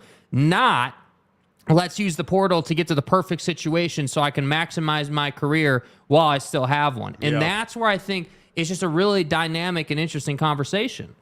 Yeah, I have no doubt about that. And I think there's a lot going on at BYU. I mean, guys that have transferred have personally told me, like, hey, look, I don't want to go through the pounding in the Big 12. Because it is going to be a long climb up the hill in the Big 12. And I think they know that. Mm-hmm. And I'm glad Cody Epps stayed because I just am not until I see Keaton Slovis do it. And Keaton's a good kid by all accounts. It's not personal. It's football, man. I watched almost every one of that kid's games at USC. And if you're not going to succeed with that group of talent at USC, I don't know how you're going to succeed with this group of talent going into the Big 12. Yeah. Like, I mean, you legit on his USC teams, my guess is you had 40 really good football players. You probably were 3 deep on the offense. I don't know that you are going to be that for how long. Yeah. Like, I think it is going to be a very long climb. Well, and I think for Keaton Slovis. Dude, I think the concept, a lot of people have talked about with the portal, like, hey, the portal a lot of times is for kids who quit, right? Like it's noodle arm quarterback at Utah quitting. Hey, I got beat out, so I'm going to jump in the portal. And I think, it's unfortunate because it's a great thing and it's a bad thing. And I think for Prime, it's a great thing, right? Like you got to roll your program over. Like you roll in and your first speech is about Louis bags and go ahead and jump in the portal. Literally telling kids that. Okay, fine, that's cool, that's fine. But I just think that like for a school like BYU heading into the Big 12, the portal's essential to your success. You got to go and find it. And then I think like for a program like BYU, and this applies to Utah as well, all you Utah fans. Dude, Kyle Whittingham needs to embrace NIL 100%. And I know he's come around a little bit. I've heard him talk about it a bit. Like, he's coming around. But I just think you see the programs who fully embrace NIL and the portal, it's kind of like A plus B equals C. Those are the programs that are doing really, really well. Not just financially, but on the field as well because they're getting the best talent. And I think for BYU heading into the Big 12, it's essential that you use the portal to the best of your abilities. Because I got to think, you talk about the pounding in the Big 12. Yeah. Dude, would anyone be surprised if Keaton Slovis only made it like 8-9 weeks because of injury? Dude, I would not be surprised by that, So that's why I say, like, you have to be prepared, because not every school is USC right now with 50 players who could start. Like, that's not every program. Dude, looking at the receivers, 2019 at USC, holy cow. Michael Pittman, Amon-Ra St. Brown, Tyler Vaughn, Drake London. Drake London as a youngster. Oh my God. That I forgot how much talent they had there. Oh my God. That, like, yeah, if you can't listen, dude, if you can't win on that team, and he actually, you know what? He actually played pretty well. Yeah, wow. The 2019 USC football roster, holy cow, dude. Yeah. And you look at 2020 and you start, oh my God. You start looking at the passing numbers. Keaton Slovis, 7 interceptions, 17 touchdowns, 7 interceptions, 1,900 yards in 6 games. Right? And obviously you're talking about COVID, but you look at the receiving numbers. Drake London, 33 catches, 3 touchdowns, 65 yards. He averaged 85 yards a game. Amon-Ra St. Brown had 41 catches. Tyler Vaughn had 33. Like, they had crazy talent. Ain't ducking no smoke. They had crazy talent on those teams. Yeah. And then they just got exponentially better. Like, looking at this website, Pac-12 website. Oh, my God. Dude, it's going to be crazy when that's a Big Ten logo. That's going to be wild, bro. Oh, my God. Yeah, I worry about Keaton Slovis. Like, because they had, dude. So I'm saying, dude, I don't think he's going to make it the whole year. I just can't see him. I can't see that. I got to think you're going to need 2-3 quarterbacks this year. Yeah. And the numbers, oh, my God. Drake London, 88 catches. Taj Washington, Gary Bryant, Kyle Ford. Like, they had some, on a really crappy 2021 USC football team. Yeah. Anyway. I'm just telling you. Keaton Slovis couldn't do it, couldn't stay healthy, couldn't throw under pressure, then went to Pitt and could not complete passes at a high level. Yeah. I'm terrified by that. I am terrified by that. Like, oh my God. I don't know. Tanner says, Salty drunk, how often do you want them to talk about the NBA playoffs? Oh, are you upset we're talking college football again? Salty says, no offense, but the NBA playoffs are on and the show is still flooded with college football talk. It annoys me if I'm honest. Well, but you have to understand, like, here in America, we're a national show, and college football and the college football, like the Pac-12 TV deal, like that's a big deal. That's a big deal. And we will get to... And the basketball's not on yet. What are you talking about, dude? Yeah, the game does not start until 6, I think, tonight. Yeah. There's only one game tonight. And by the way, it's not even 5 o'clock yet. Yeah, it's all good. I mean, I love you, bro. I'm just saying, like... Damian Garbero says, total LDS membership in Mexico, 1.498 million. Yeah, dude. It's a lot. The Momo Preacher. Monty, you have sinned, and I'm here to set you straight. Well, okay. In God's name, image, and likeness. Okay. You guys, are we really arguing over USC talent? Are you serious right now? You guys are arguing whether or not USC had talent around Keaton Slovis. I just told you they did. Yeah, Drake London sucks. Are you serious? Come on, man. Like, do I even delve into this? No. This will lead to bad things. Yeah, no.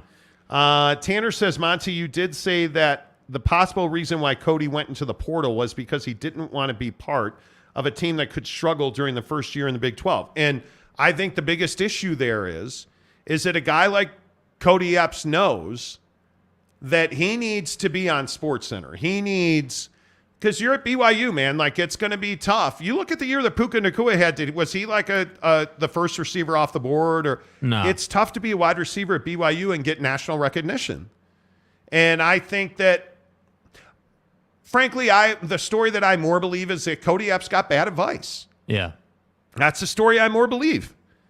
But, yeah, Tanner says, I haven't seen any reports supporting that theory. Then you are not either looking or you're not talking to the right people. I have talked to...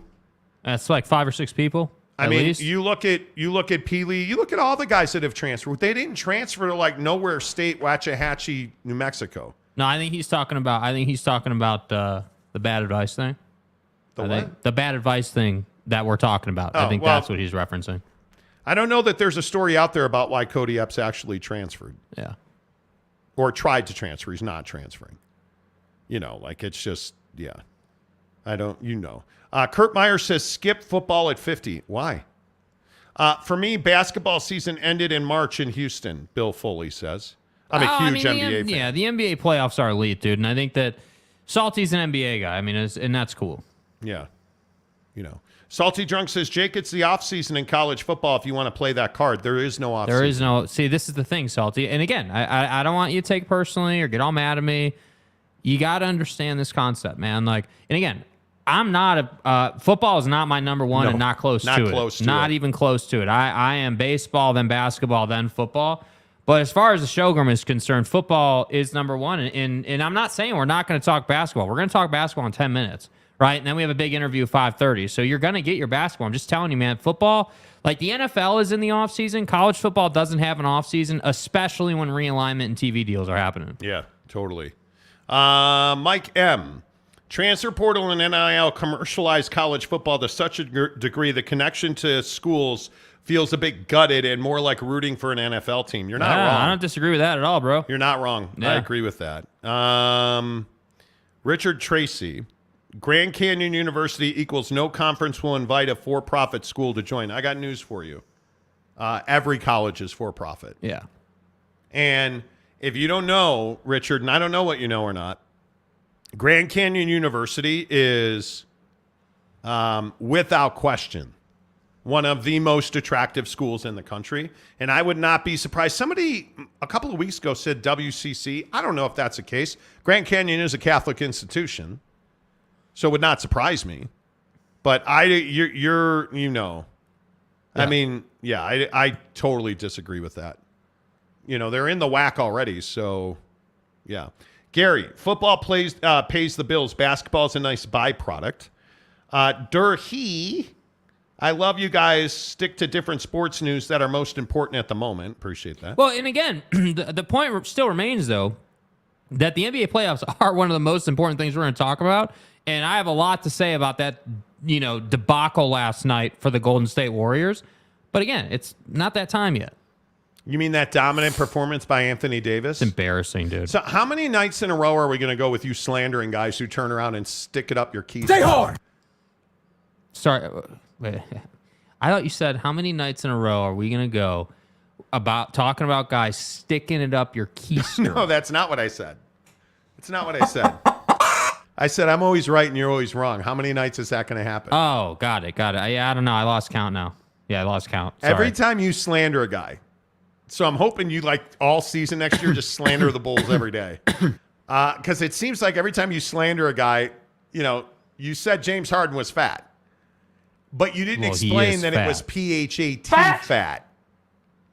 Well, I don't have the fat drop labeled PHAT. I've got it labeled FAT. So. Right, because Zion's actually a fat ass. Yeah, well, Zion captained the first team off fat ass at the All-Star break, and James Harden jumped on it, dude. I'm just telling you, every time you slander James Harden or Anthony Davis, anybody notice the Lakers are actually, playing defense? Yeah.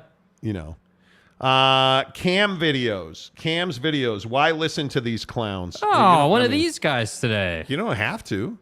Yeah, dude. You don't have to. But here's the thing. Really appreciate you watching and commenting and letting the algorithm know you like our show. I appreciate that. Thank you. And the comment helps. Let's segue into Lawaska and the Jets loser at the Knicks fix last night. Wow. Dude. Okay, Kurt Myers is no fan of Aaron Rodgers, which real quick, I don't mind. We have an Aaron Rodgers topic teed up today. Yeah. Why is everybody ripping Aaron Rodgers for bringing Randall Cobb to the Jets? And furthermore, Why are you ripping the Jets for taking advice from Aaron Rodgers? Because You're a douche. you're going to pay this Mr. Darkside $59 million this year. You're paying Aaron Rodgers $59 million this year. You're Aaron fucking Rodgers. It doesn't. Maybe he'll pull his groin taking a leak. I don't know. You're still paying him $59 million. So let me get this right. Wait, I'm going to single this up. Call me crazy. I'm paying a dude $59 million, and I'm not supposed to ask his opinion or get his input or, get guys that he's like comfortable playing with. I just shouldn't ask him at all. Like, I shouldn't do it. Like, no, man. We're paying him $59 million? Screw him. Go and get Cole Beasley. We'll just get Beasley. We'll just get Cole Beasley, Aaron. Fucking Cole Beasley. Yeah, that's going to have to be good enough. Right? Like, I know it's the vernal equinox, but we're not asking your opinion, sir. Dude. Like, why on earth would you expect the Jets not to ask Aaron Rodgers' opinion? Somebody needs to explain that to me because I'm lost, apparently. I don't get it. If I'm paying you all that money, I want to know who you want to play with. Because when we suck, I'm going to blame you and I'm cutting your ass so I don't have to pay you that money anymore. But if we don't ask his opinion and we get fucking Cole Beasley and we suck, now it's my fault, not your fault. I'm going to pay you, which means I'm going to facilitate your comfort, your happiness, and performance. Fucking Cole Beasley. I don't understand this Aaron Rodgers shouldn't be. You're paying him. Don't ask him anything. He has a job to do. Well, how'd that work out in Green Bay? Not well. Good Lord. Yeah, I mean, it's a pretty straightforward conversation. And I think it is. The Jets give a damn about these young guys in the locker room is insane. I mean, it's not up to the young guys to win the Super Bowl. It's up to whoever they're paying to be quarterback. And now you've got Aaron Rodgers, and by all accounts, the relationship is great because it's the new car smell phase. Mm-hmm. So do what the guy wants. And then I agree. If you lose, you can blame him. It's beautiful. And by the way, I do believe they restructured his number this year too, just so you guys know. So I think it was Schefter who reported this, might have been Rappaport, that Green Bay had restructured the money on it so that it's $1 million towards the cap this year, and then it's like they have $100 million next year, whatever. They restructured it so it's really light this year and heavy next year, and like so the money is either way though. You're not getting around the money, and the guy, he's make or break for you. And the best part is it's a win-win. If you lose, you win. If you win, you win. Kurt Myers, if we had a prize, I'd give it to you. Let's segue into ayahuasca and the Jets losers at the Knicks fix last night. Dude, legendary. That's one of the best comments I've ever seen. Yeah, that's legendary. Like, that I've ever seen. Oh my God. Like, come on. Like, yeah. By the way, so James Knight yesterday was slandering me, saying, you guys never make us money, assholes. We only lose money on money makes you money. Uh-huh. Okay. What did I tell you about the Knicks last night? By the way, I believe I told you the only way to bet the Laker game was Lakers plus 4.5. Yeah. Yep. How'd you make out on that? Yeah. Oh, you bet Golden State and you lost your money. Should have bet the way I told you to. Just saying. Travis Bird, Monty's not a clown. Monty's the best sports talk in the business. Yeah. And sexy too. It's fine. Tanner, Jake, please slander the Jazz all day, every day next season. The NBA title will finally come to Utah. Oh, God. Travis Bird is going to talk about Victor Wembanyama now. And here's the moron troller section of the program. That's what I'm saying, James. Jazz news. You teased us with something yesterday. Are you going to finish the deal? What was the Jazz news? It's the Jordan Clarkson story I don't want to talk about. I don't even want to talk about it. There's nothing. Okay, let's come back, talk NBA. Yeah. James, this only hour two of the more show, minutes, bro. This hour of the show, as always, is presented by our good friends at Papa Murphy's Pizza. Use the promo code Monty25 to get 25% off your purchase of $25 or more, including the Taco Grande Pizza. Hi, I'm Kylie, and I make fresh, delicious Papa Murphy's Pizza. Hi, I'm Zach, and I make the Papa Murphy's Pizza. Sure, that's take and bake. We built it with the freshest ingredients. You bake it fresh in your oven. By you mean me, so technically, I make the pizza. Super good pizza, Kylie. Oh, Kylie, so good. Right now, enjoy big-time taco flavors on a pizza with the limited-time Taco Grande. Papa Murphy's, change the way you pizza. Indeed, change the way you pizza. Papa Murphy's Pizza. Use the promo code Monty25 to get 25% off your purchase of $25 or more at Papa Murphy's Pizza.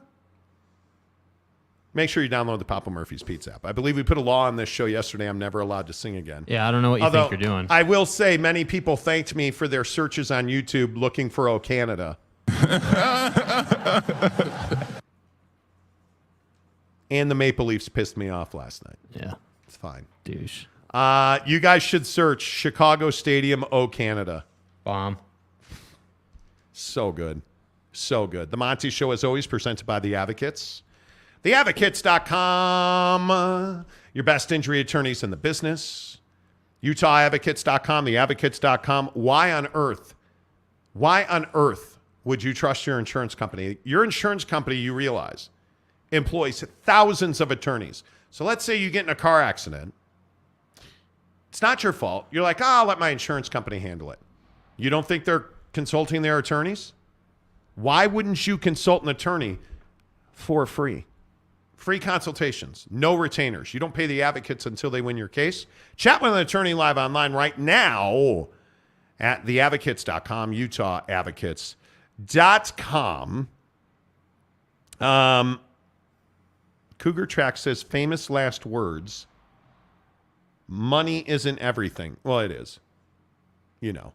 Mike M says, Monty was unfortunately right about the Lakers. Pimp's going to pimp. I personally would like an apology. Tanner says, Monty loses you money. Oh. I mean, it's unfortunate we won't be able to talk about that with you at the RSL match. But, I was going to say, Monty loses you RSL promotions. you know. Don't fuck. I'm just saying. You know, I'd love to hang out with you, Tanner, but. No, but I will with your wife. You know. No, I'm kidding. Pandering to the host always helps. Lakers make me look like a fool, I'll admit it. Yeah, we told you last night. All right, here's your Jazz story. And I don't want you to forget that, by the way, Utah State Senator Todd Weiler will be on the show in 29 minutes. You didn't want to miss that one, bro. 8th District Senator to talk about the porn bill. Prawn! That went into effect today that requires you to enter your ID, which I think is ridiculous. You have to verify your age.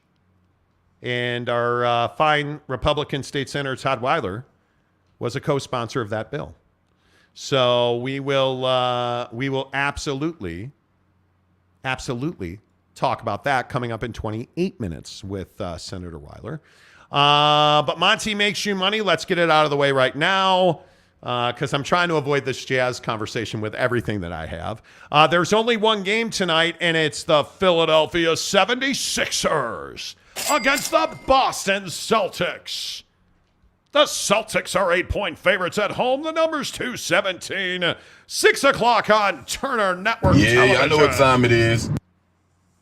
I'm not sure why I'm talking like that. Joel Embiid, the NBA MVP, told you, will play in Game 2 against the Boston Celtics. Yeah. Joe's going to return tonight against the Celtics. The number is -8, 217. Yeah.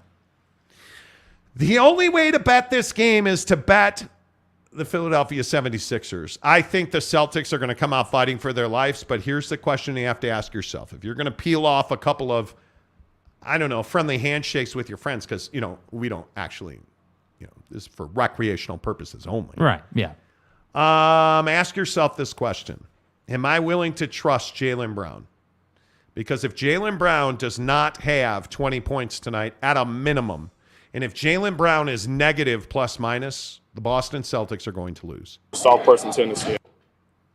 Because the bigger question is, how are you going to handle Joel Embiid tonight? And how much does he play?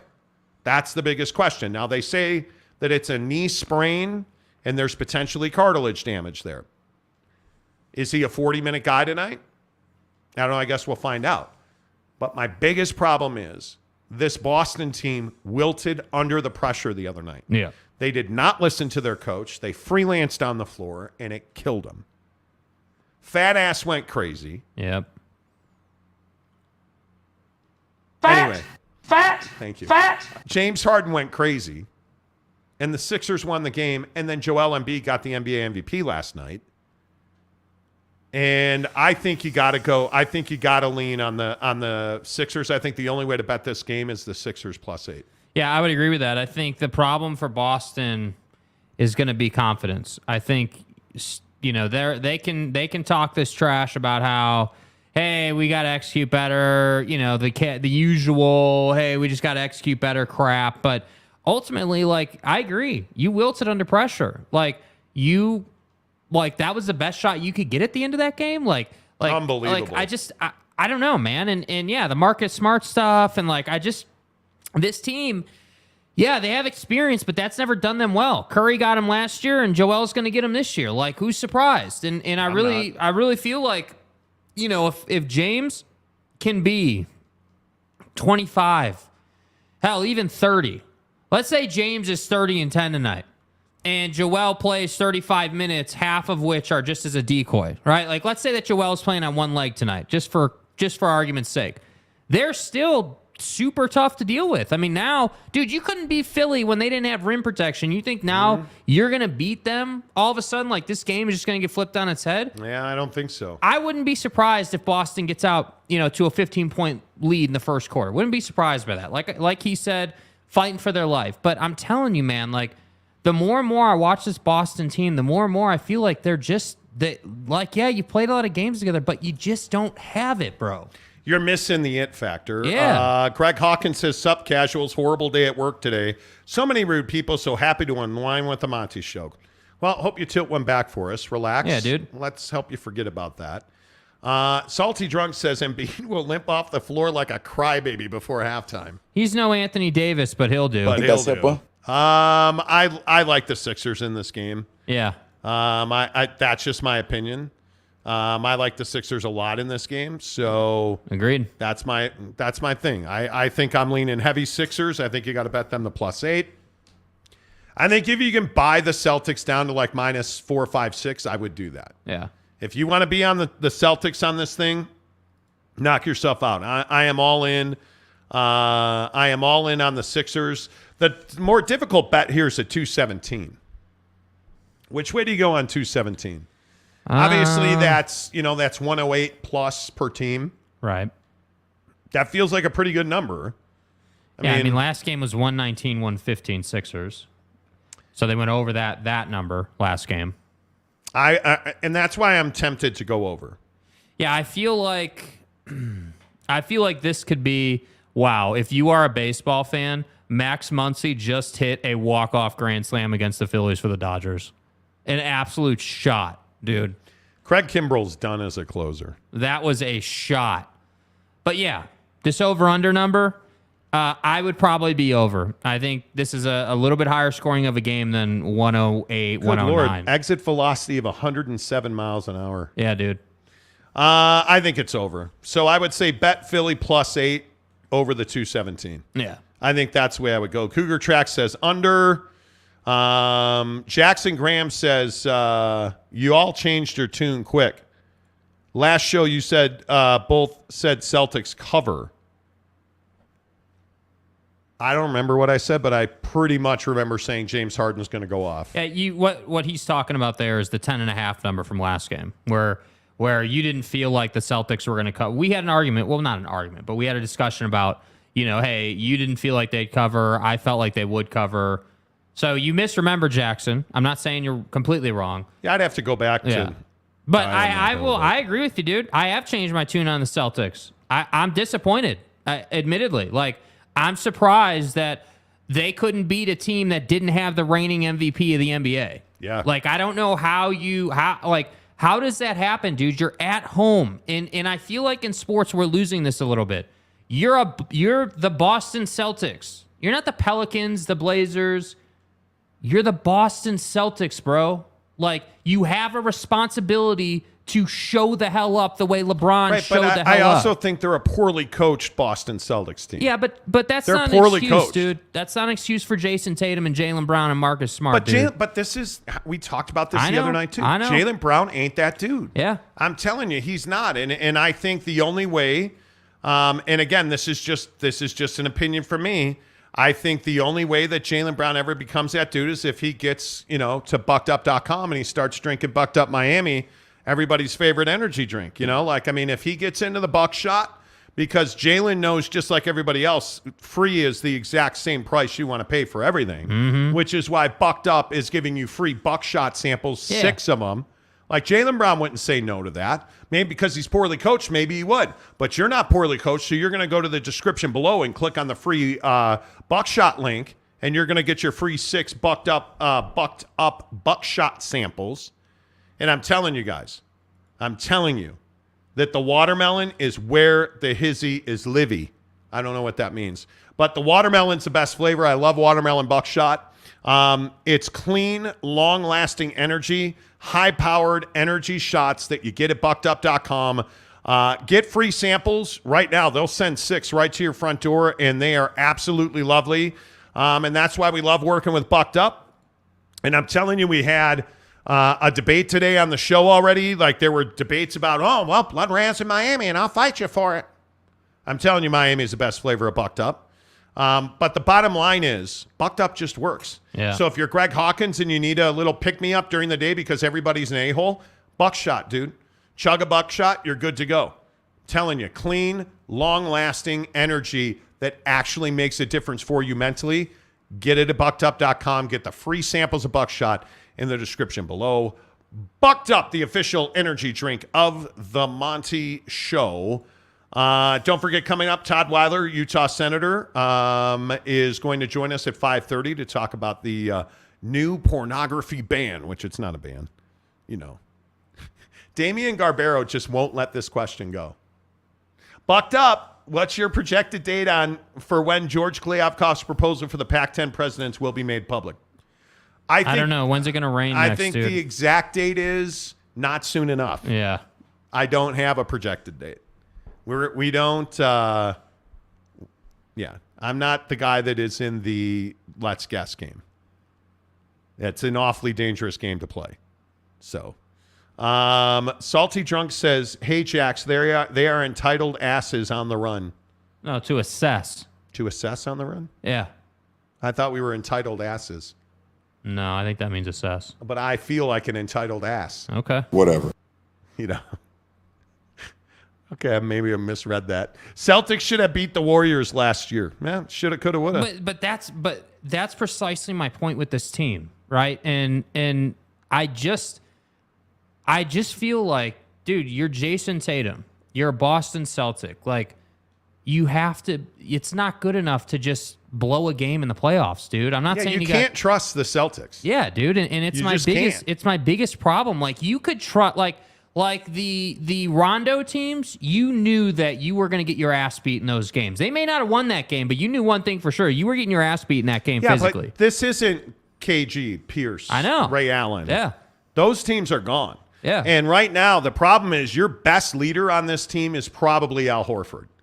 Because you look at a guy like Marcus Smart the other night, you guys saw where he ran into the game without being told to go into the game. He just got off the bench, ran up to the scorer's table, and checked himself in. And the coach is like, okay, go ahead. Like, it's the weirdest thing. Travis Bird, the only thing good in Provo is the weed. Okay. Travis, you on one today, bro. You are lit today. Are the Jazz trading up for Volkswagen? They are not. What are you, nuts? They are not. Cougar Track says Larry Bird is watching you. Mm-hmm. Tanner Plummer. So, Jake, because they're the Boston Celtics, that automatically means that winning is their God-given right? See, like, that's what I'm talking about, Jake. How dare you say that? Yeah, because that's what I said, Tanner. When did he Like, say where that? the hell do you even get that from, dude? Like, Is it? Wait a minute. I know it's Wednesday and tomorrow is May the 4th be with you. We're off tomorrow, by the way. May the 4th be with you. Is that what it is today? That like we've had like the crowd has been a little weird today. yeah, like. Thank God Greg Hawkins is here. Dude, when did I say that being a Boston Celtic means they have a God-given right to win? What I said is that when you're a Boston Celtic, there's more prestige and responsibility to win a game. Jackson Graham, I'm excited that we have so many compelling series in the NBA. I'm not angry or riled up today. That's what I mean. Like, dude, like, is it like... That's right. Is this just me being stupid? Like, is it really Well, you're in question? stupid. You're stupid. No, but seriously, is it in question that if you play for an original six, the Lakers, the Celtics, the Knicks, hell, even the Bulls, even though the Bulls are so frustrating, right? Like, even them, that you have more of a responsibility to take your job seriously and to go out and represent the city. Like, I believe in that stuff, dude. And I think if you're the Celtics, the Knicks, the Lakers, I think the Sixers, like, you have a responsibility to put a winning team on the floor. Like, the NBA does not thrive, and I know this is the scourge of small town America. No league thrives if New York, LA, Chicago, Boston, Philly are not winning. Yeah. The NBA is better when the Knicks, the Lakers, the Celtics, and hey, it's great when a Denver gets in. It's great when the Jazz are good, but it's mandatory that the Lakers made the playoffs. And, you know, like this argument we had, and I didn't even see who started it or whatever, the argument that was had last night in our Instagram members only group where people were like, oh, I can't believe that the Jazz made the Lakers win. Well, what can't you believe about a first-round pick and $47 million in cap space? Is that a real question? Like, what are you, hello? Like, what are we even talking about? Yeah. Like, you guys, and I think one of the things that I struggle with is, one, I am so good looking that people stare at me, and I struggle with that. But two, I don't understand why we as fans cannot have common sense. Why is that? Why do we struggle with that? Jackson Graham says we're all in Pornhub withdrawals. Damn. Wow. Jackson. Well, maybe, we're large. going to be able to ask, Senator Weiler is going to join us. And I'm just... How do you think that's going to go? I think it'll go really well. He's a really smart guy. Yeah. He is a really well-spoken... And you know what I think about Senator Weiler that I don't think about many other people? I think he genuinely cares about people. That does not mean that this was a good bill. And I will ask him about that because I don't believe this was a good bill. Mm-hmm. But I think he genuinely cares about people. And I think he's probably going to say that. But anyway, my point is, I just think sometimes people lose their minds. That's all. Brandon Butler, Dylan Brooks to the Shanghai Sharks to join the Jimmer. Yeah. Jimmer, is he still on the Sharks? I don't know, Jimmer? dude. I don't know. I don't believe he is. I could be wrong. Yeah, Dylan Brooks will go somewhere. I think it's really interesting. Shaq came out and said that this could have been Dylan Brooks' last season in the league. I think there's a possibility. I mean, did he do that much damage? I mean, Yes. I agree that he did a ton of damage. Yes, he did. But, like, think about, like, some of the worst teams in the league. I mean, you think about, like, who's Houston is who everyone always goes to. Houston But, like, would have no use. Detroit. Orlando. Are you letting Dylan Brooks anywhere near Paulo Banchero? No, I don't think so. Hell no.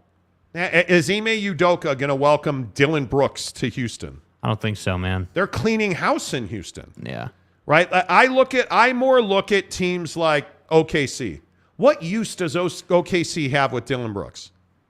Yeah. I don't see that you have a use. You're a fringe playoff team right now. You're a douche. There's no reason. Yeah. There's no reason to do that. By the way, real quick baseball note, it is great to see Bryce Harper swinging a bat. Yeah. I am thrilled that he is back. Yeah. Please don't turn on the Cubs game. Why not? Because I can't do it. But I don't know where Dylan Brooks ends up, you guys. I really don't. Jeremy Callahan, I'm thinking that while everyone talks their heads off about the Lakers, Warriors, Knicks, Sixers, Denver is just going to keep doing their thing and win the whole damn thing. Dude, Denver's really good. Yep. Brandon Butler says it was our boy Ken Williams. Oh, that's right. Ken Williams hates the trade with the Lakers. Yeah. They do. The real MVP dad bod will get a ring. Well, I hope. Mike Phillips, Pornhub, meh. X videos is the pro move. Okay. I don't even know what that is or where. I'm assuming that's another site. Is that what that is? Oh, is that what that is? Okay. Yeah, cool, man. Knock yourself out. So because you play for an original six, that means it's not mandatory for other teams to win? Dude, I don't know what you're talking about. Dude, Why is this a hard concept? Pick your sport. The National Hockey League. Chicago, New York, Toronto, Montreal. It's great. The Rangers, the Devils, massive that they are winning. It is so important for Toronto to be relevant in the game of hockey. Yeah. It is incredibly important for the Chicago Blackhawks to have won all those Stanley Cups. Now they've got to find their way back up because they're passionate hockey fans in that market, and they're an original six team. Look at the Kraken, dude. They're not an original team, but them doing good helps the league, dude. But it's not as mandatory as the Rangers Yes. and the Flyers and look at the NFL. Do you really think the NFL is really good if big market teams, Chicago, New York, the Jets, the Giants, you really think that it doesn't matter if those teams go 10 years? If we go 10 years and the Jets, Giants, Bears, the Dallas Cowboys are not relevant teams, you really think that the NFL is going to thrive? They're not. Do you think if the Lakers, Celtics, Knicks, Bulls, Warriors, if none of those teams compete for a championship in the next decade, you really think the NBA is healthy? Do you really think if the biggest teams in college football, Georgia, Bama, the big brands, USC, Ohio State. Bro, look at the college basketball national championship game. The viewership tanked. Dreadful. Why is that? Because there wasn't a great matchup. There wasn't. And what happened in the Super Bowl? You had Philadelphia and Kansas City, two heritage brands in the NFL. Largest Super Bowl audience in NFL history. Because you had two major market teams. I just don't understand why it's hard to understand that the big teams need to win for the league to do good. I don't get it. I don't understand it. I get it may be better for the league, but the type of narrative lessens the importance of the competition. It doesn't, though.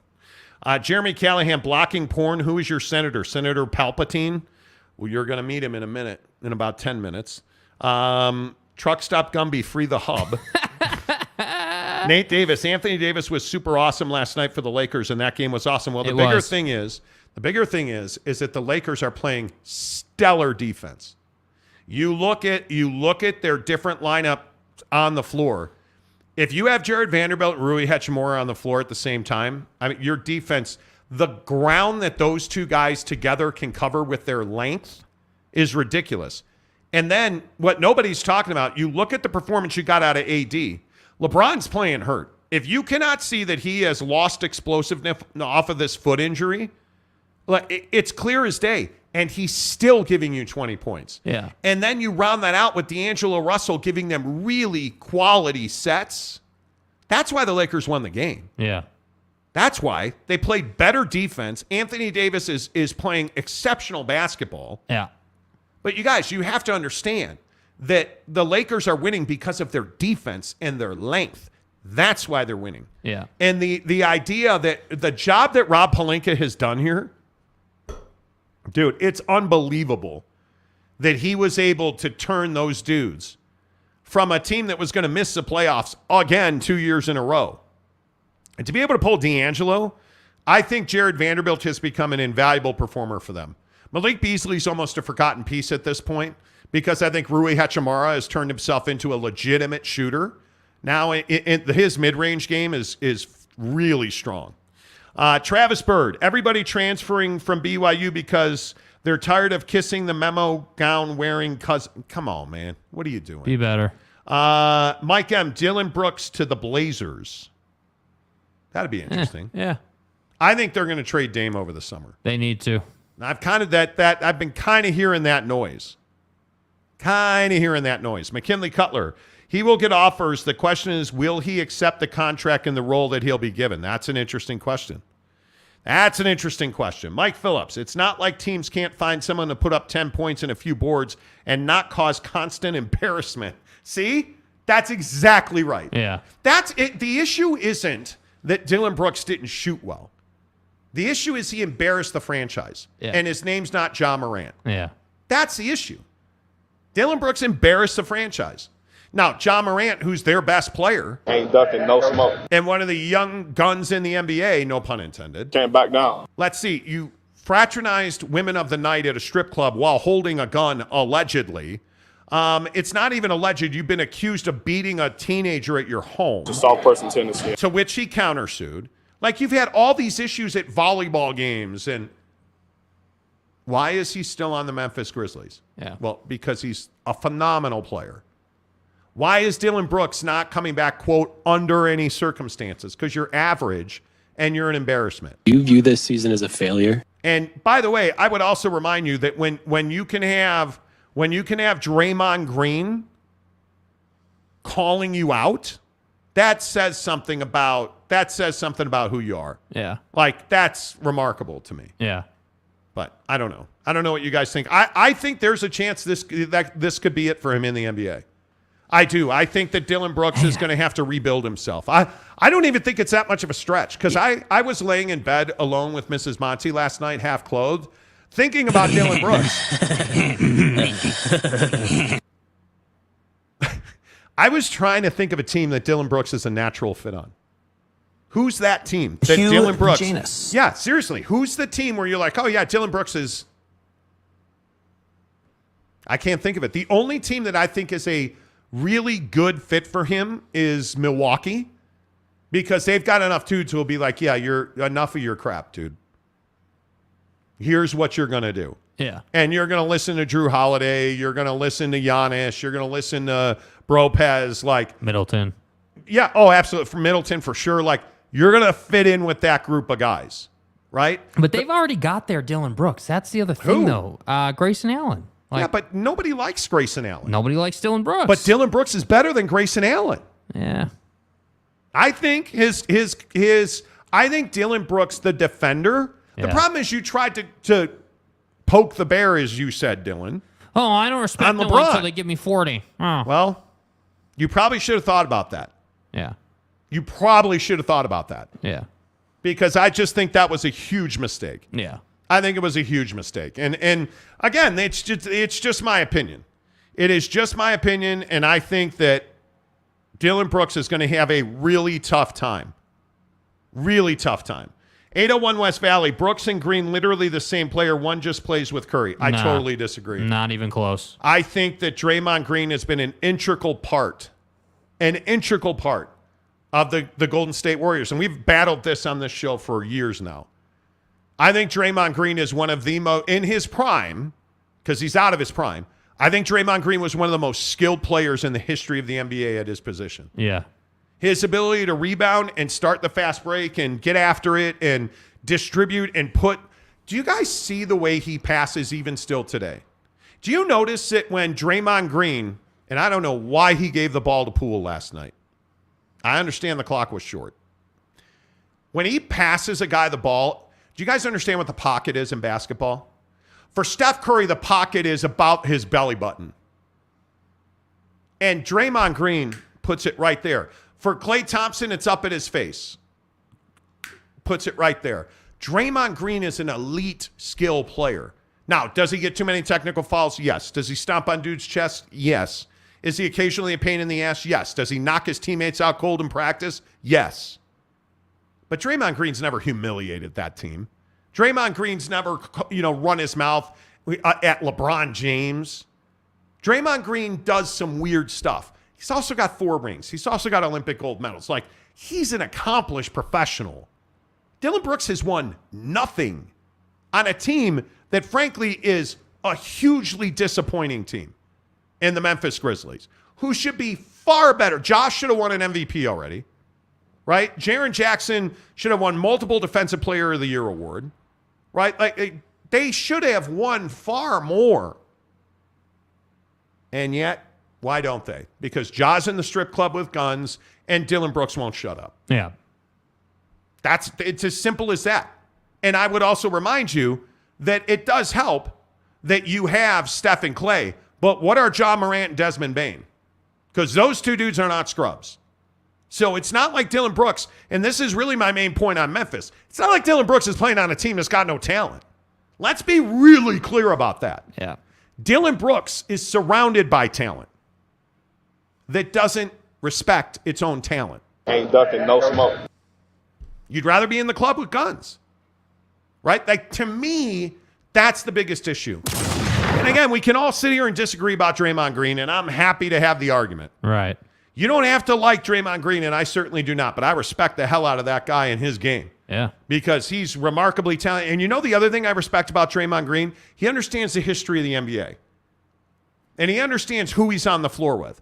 And he understands when to talk and when not to talk. I hate that he mouths off at the officials constantly. I just could not tolerate that from him. I couldn't. It's why Rudy Gobert was so polarizing in the Jazz locker room, because the guy just would not stop complaining about officials constantly and did not want to take any whatsoever feedback on that. So I think Draymond was a hell of a player in his prime, and I agree. You know, he's one of the main reasons they won as much as they did. I think the thing that Draymond's battling now is he really struggles to make the three now. And I'm not saying he was a great three-point shooter, but in his prime, he could at least make it with some regularity. What do we have here? What's going on? Hey, look, Sports Illustrated is now reporting that in a meeting this week, the Big 12 ADs and coaches discussed modernizing football game broadcasts as part of an innovative agenda that Brett Yormark presented. Well. Look who caught up to the Monty Show. The plan includes in-game interviews, miking coaches, and giving pre- and post-game locker room access. Oh, got it. Okay. So wait, let me get this right.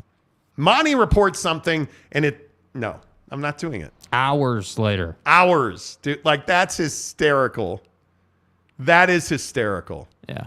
All right, 5:30. We are waiting for Senator Todd Weiler to join the program to talk about this bill that requires you to enter your ID to view adult websites. And obviously, if you are new to the show and maybe you have not heard about this, the bill really is aimed by its authors, including Senator Weiler. The bill is aimed at the protecting kids from accidentally or coming across adult content. But our issues on this show have been pretty straightforward. And that is that we believe, and I believe singularly, that the invasion of privacy issues are far more than that. So Senator Weiler is supposed to join us here at any moment. When he does, we will pop over and we will shift gears on that. I just think it's hysterical that, again, we reported something and then the national media picked up on it. Now, did we get credit for it? No, we didn't. Yeah, look at. No, we didn't. Roll up Tanner's last comment there at the bottom. This one? What you mean? How did we swing that? What you mean? We asked him to come on the show. Hey, there's a little thing called email there, man. How'd you guys do that? We emailed him. We emailed him. You know. It's interesting. CKS says, enter your ID to who? The state of Utah. No, here's how this bill works. Interesting point. Here's how this bill works. So the bill specifically says, hey, if you want to, and again, I want to make this clear. My issue is not with the pornography part of this. Again, I will live and die on my belief that pornography is a great destroyer of men. Yeah. I am not a connoisseur of pornography or adult material. I don't believe in it. I think it's bad for our brains. But my issue here is it's a privacy issue thing. Oh, and there's the senator. How about that? Let's get Senator Weiler on the show. Senator, appreciate you joining the program. Welcome. Thank you. Thank you. And I appreciate you coming on. I'm sure. How much have you heard about this bill? Like, how much have you heard about? And the funny thing is, I think most people refer to it as a pornography ban. Like, how much have you heard about this bill? Well, before 2 days ago, I'd heard almost nothing. I mean, I wasn't lobbied at all during the legislative session. I mean, the session ended 60 days ago today. So I first heard about it 2 days ago when Pornhub notified its users that they were blocking Utah. And of course, the bill just says they have to take a commercially reasonable attempt, make a commercially reasonable attempt to age verify. And I think, my issue with this, and we've talked about this at length on the show. My issue is, and specifically as a conservative and a Republican, I would ask you this. This feels like big government. This feels like this bill is reaching into my living room, monitoring what I'm watching, and telling me how I can watch and how I can access the material if I choose to, pornography, adult websites, whatever it might be. I feel like this is big government. And I ask you as a Republican, is it an issue to have, what feels like a law that is big government? Am I wrong about that? Is that not what this bill is? Well, I understand that perspective, but I don't think it's any more big government than showing your ID to purchase a 6-pack of Budweiser at 7-Eleven. The internet was born, but it wasn't born yesterday. So cigars, vaping products, gambling, direct wine shipments are all sold on the internet, and everyone understands you can't sell any of those things to an 11-year-old girl in Topeka. So this idea of age verification already exists. I believe that Pornhub is kind of playing dumb, like, oh, duh, we don't know how to do this. Of course they know how to do it. Utah's law that went into effect today is word for word the same as Louisiana's law. Pornhub has complied with Louisiana's law, but its clicks have gone down 80%. So what they've done is they've created a new strategy in Utah, and they're saying we can't comply with it. It's bogus, it's a sham, and people are being played by a billion-dollar corporation. Yeah, and I don't disagree with that in any way, shape, or form. But when I say big government, and I think this is really important, the thing I struggle with here is that I am, whether it's Pornhub or my favorite show, Chicago PD, it doesn't matter what I want to watch. And it's none of your business what I want to watch. That's really where where I'm champing at the bit on this bill, is that I feel like, number one, if I want to watch a website, I should be able to watch it. Number two, the idea that I have to log my ID and then I am going to trust an organization that by this very piece of legislation, you tell me not to trust because it's bad for me, that I'm going to trust them with my ID. Do you see where I could be a little puzzled by that? Because I want my freedoms, and I want to be able to protect myself, which you're telling me not to go to this website. But if I want to, go ahead and give them my ID. Well, I think that you raised some valid points. So quite frankly, I don't want to know what you or any other adult is watching in their spare time. And the bill doesn't require that. All the bill says, so a lot of people don't realize this. I hope you know this. It's illegal in all 50 states, and it has been during my entire lifetime, for an adult to show hardcore pornography to a child. That's already illegal in all 50 states. Pornhub does that every day with no accountability, and nobody's enforcing that law. So all our law says is they need to take a reasonable effort to age verify. No one said that you have to give Pornhub your driver's license. That's one way to do it. But there are third-party vendors on the internet that already do this. And there's opportunities to do it digitally. But if Pornhub said, we don't want driver's license, but we want a credit card number, or we want your driver's license number, or we want anything, we want your date of birth, or we want your, the last 4 digits of social security number.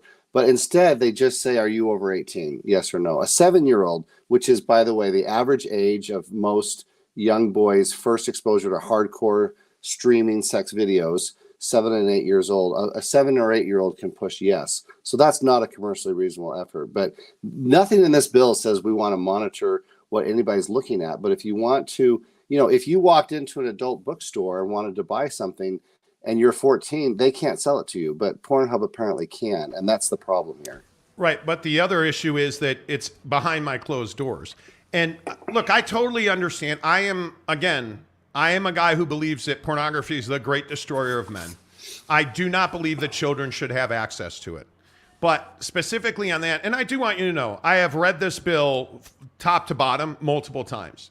I would not dare have you on the show and not have read the bill. Well, thank you. Yeah, I want you to know that. I think the thing that really stands out to me, though, Senator, is I struggle with this idea that a senator is telling me, hey, I don't care what you watch in your house. I really don't care. Well, you do, because I now have to give up my right to digest material my way, any way that I want. That's all over with now. And the other thing here that I think really bothers me, especially being passionate about this state, At some point, we have to hold parents accountable. You decided to have children. What those children do, whether it's access to firearms in our homes, drugs or alcohol in our home, or pornography, we have to make people be better parents instead of restricting those of us that want to live free lives and are good parents. We have to hold people accountable for the actions that they do not take to protect their children, in my opinion. And I totally agree with you that this is a parental responsibility, and so is alcohol. And yet we're all okay with showing our ID at 7-Eleven. That's why I use that example to buy cigarettes or to buy But that's alcohol. a national thing. No, that's a national thing. And if we were all really serious about alcohol, we'd have far stricter DUI legislation in this country. Well, Alcohol's not, in my opinion, with all due respect, alcohol is not the example here. This is you coming into my living room, I feel like. And when I say you, proverbial, the government, coming into my living room and telling me, hey, you're not going to watch pornography on this site or whatever the site is. And from what the legislation says, I believe it's all adult material on a website. Well, I disagree with you because we have direct wine shipments that are ordered on the internet. Yeah. And again, an 11-year-old in Topeka, Kansas can't order wine. And so alcohol is an apt example because we're not banning alcohol. We're banning it for minors. Minors can't buy alcohol. We're not banning pornography. We're saying that minors can't consume it. Are you for, and I think this is a really important question. Are you for big government? Are you for freedom? Because this issue with freedom for me is a big deal. And we talk about it a lot on the show. I think we all talk about, hey, we're the United States of America, freedom. We don't have freedom. And that's kind of what this feels like to me, whether it's this pornography bill or, there's just so many things in our state, whether it's, gambling's a very interesting one to me. I don't understand why we want to talk about being a free state where we are conservative and we live our lifestyle, but you can't drink you can't drink full flavored alcohol. You can't gamble on sports. You can't watch pornography. Are we a state of freedoms? Well, let me ask you, are you for a 9-year-old boy watching 3 men simultaneously rape a woman while they're pulling her hair, spitting in her face, Senator? And choking her? No, because that's what we're talking about here. No, we're not. That's what we're talking about. That's exactly what we're talking about here. That's exactly way over the top. About. That's spectacular. It's not Nobody over the top. is for that. That's happening every day. I don't disagree with you. Every day. I don't disagree with you. And I think I'm not okay but with if that. we were serious about stopping that, I'd be standing right next to you right now saying, hey, what are we going to do to stop that? We're not serious about stopping that because we don't take measures to stop that. We're not serious about stopping DUIs because we're not going to go far enough to stop that. But I've taken a measure to try to stop that, and you're accusing me of being anti-freedom. But I don't think what this bill does not accomplish that. This bill, because let's be very honest about it. If kids want access to pornography, there's enough technology with the way that we do not police our children, the way that we build kids' computers and gaming and Xbox, and there's VPNs and all kinds of technology. Yes. Kids know how to use technology. Having raised a teenager and having had this conversation 1,000 times about the detrimental impact of drugs, alcohol, sex, and pornography, I'm a big believer in what you're telling me is the reason behind this bill. I don't believe that this bill accomplishes what you had hoped that it would. And it's my issue again. If we want kids to understand what the detrimental impact of pornography is, talk to them about the detrimental impact of pornography. But we're not allowed to do that. Well, no, I agree with talking to your kids. I've raised 4 teenagers, but all laws, in a sense, are aspirational. We pass speed limit laws knowing that some people will speed. We say that you have to be 18 or 21 to buy alcohol or cigarettes, knowing that kids are still going to get them. That doesn't mean we don't pass the laws. Yes, it means correct. that, there is a certain aspirational aspect to all laws, including this one. But a 9-year-old doesn't know how to access a VPN as much as a 17-year-old does. And if I can buy those kids 3 or 4 more years, of innocence, I'll take it. Well, that's something that resonates with me massively. I wish that innocence goes just like that. I mean, the blink of an eye, it's gone. I agree with you on that. Let me ask you real quick. Economically, how are we as a state doing economically? You know, one of the things I'm really passionate about right now is real estate. I'm somebody that lives. Your co-sponsor is my rep. I live in South Jordan. I live in Daybreak. And one of the things that I really struggle with is the economics that we are currently dealing with in this state, whether that is real estate, as a small business owner, I own my own business. Like, it's really difficult to do business right now. In your eyes, from the Senate, how do you feel like the economics in the state are? I think that the economics are good. We were just voted the best managed state for the 16th year in a row by the American Legislative Exchange Council. I personally believe we're headed into a recession if we're not already in one. Interest rates went up again today. Fortunately, our unemployment rate is low. I'm very optimistic. I'm bullish on Utah's future. I just voted, again this year to cut, corporate and personal income taxes. That's the third tax cut in the last 4 years. And I think that'll have a good effect on our economy moving forward. Yeah, and I really, my biggest concern is obviously with our emerging tech sector here in Utah, which has been so good for our state. I really, my wife works at a massive tech company, and I worry about those layoffs, and I worry about the impact on our fellow Utahns being able to provide for their kids so that our homes aren't empty while our kids are at home by themselves over the summer or in downtime when we talk about bills like this. And I think I'm excited to hear you say that you're enthusiastic. But hey, I know that this is the first time we've met. I appreciate you coming on the show, and I appreciate you standing and delivering, Senator. Nice to meet you. Thanks for your time today. Thanks for having me. You bet. There you go. Really appreciate Senator Weiler coming on the show. It's not an easy topic. I think most of you guys know when we talk politics on the show or we discuss our beliefs, like, I am a small government guy. Right. I am absolutely positively a believer that this bill, in my opinion, and now having talked to the senator, I wholeheartedly believe this was a well-intended bill. I don't think it accomplishes the goal. Well, and I think it really pushes the envelope on sensitivity for guys like yourself and guys like myself. I mean, hell, I would agree with you. I mean, I don't want the government reaching into my house any more than it already does. And I'm glad you pressed them a little bit on the whole, hey, you got to put your ID in at 7-Eleven. I mean, that's just not, to me, yeah, well, it's the same kind of concept, right? Like, hey, you got to give them your ID to gain access to this item or that item. It's a totally different setup. And I think, the real thing for me is like, it's one of these bills where I would agree it was well intended, but I also think that the senator isn't silly, right? He's a smart guy. He gets it.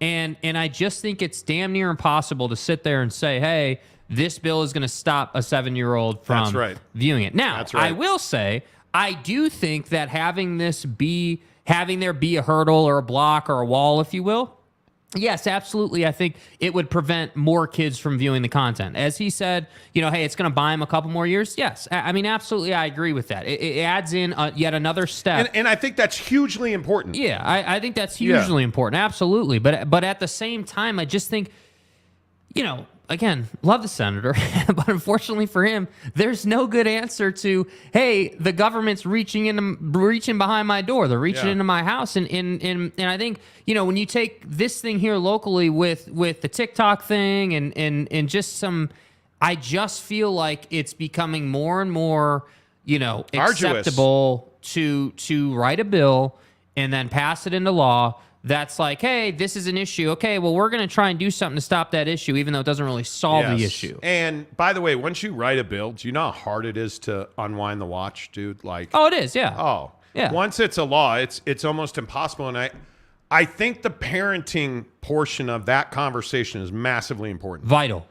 We have got to do a better job raising our kids. Yeah. And Jake and I, and Jake will attest to this, and I know we've talked about it on the show. We had multiple conversations about sex, dating, women, how to treat women, how to talk to women. We had multiple conversations about pornography.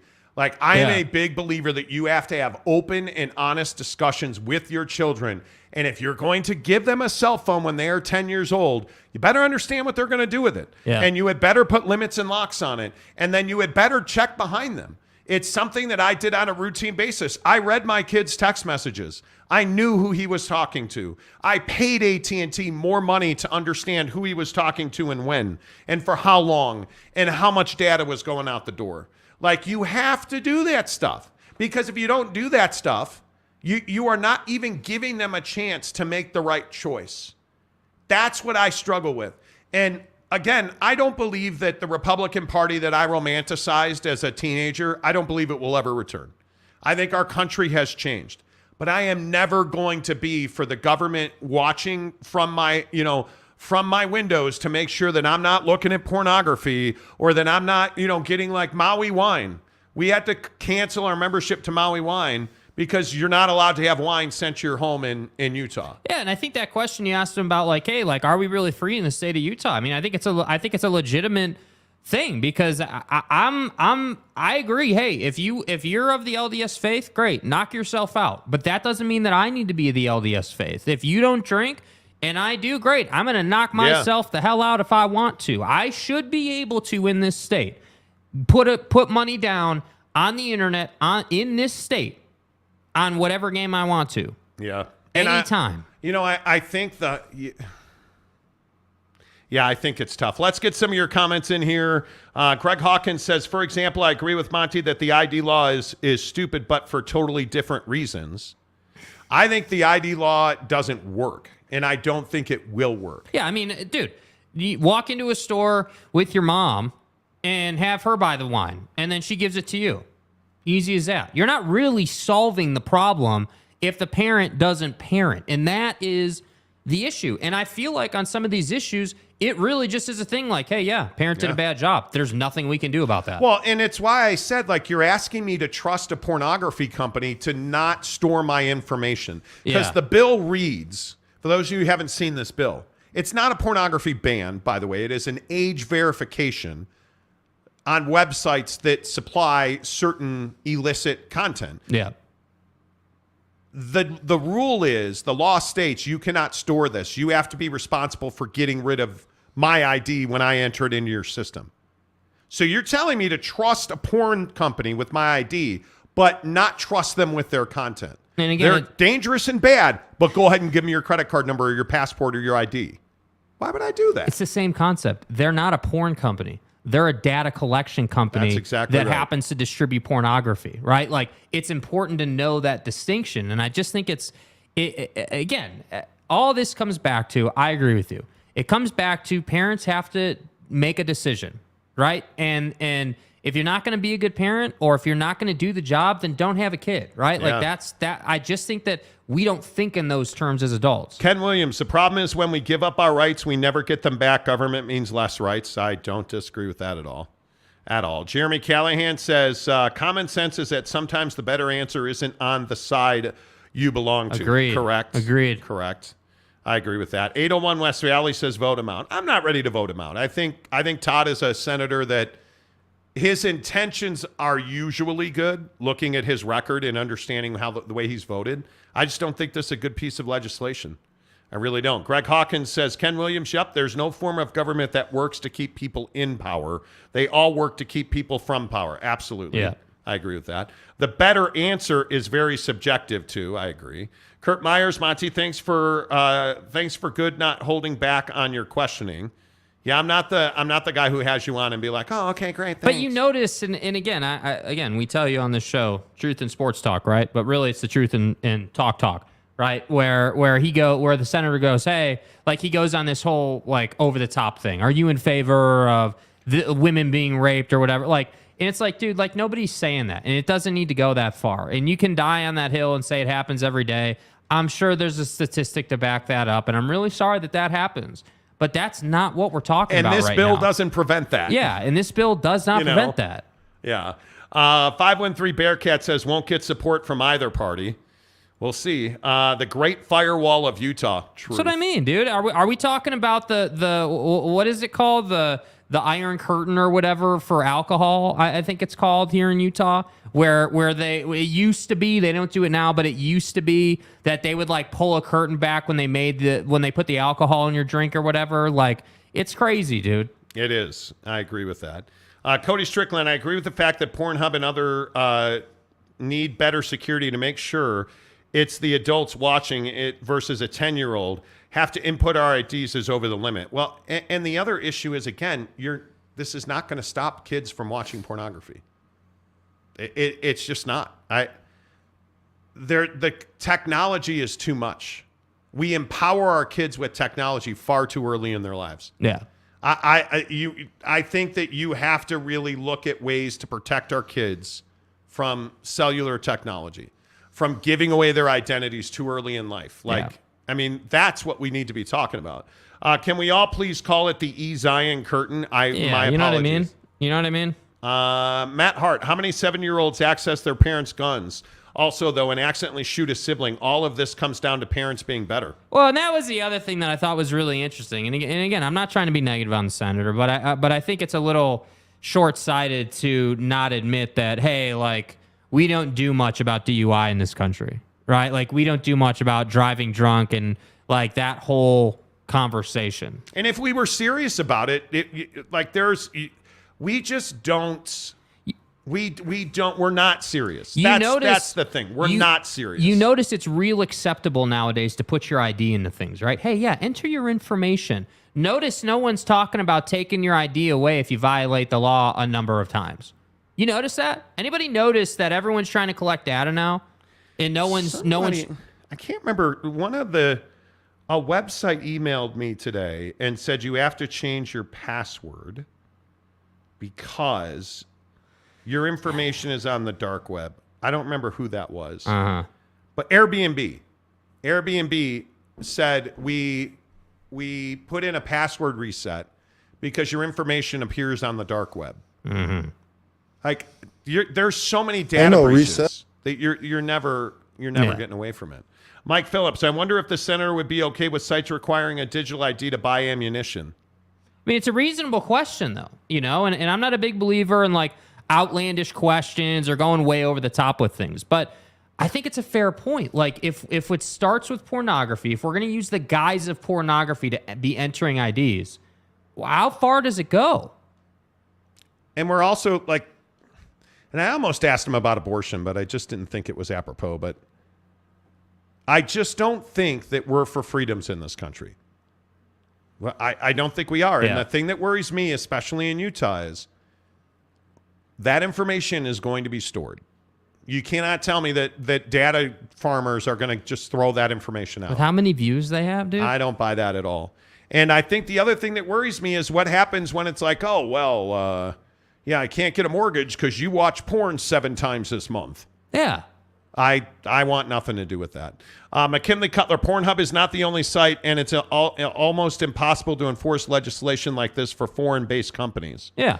Yeah, I don't... The law is very general as to what sites need to supply... You need to supply an ID on. It's not a few. It's a lot. See second comment. Okay.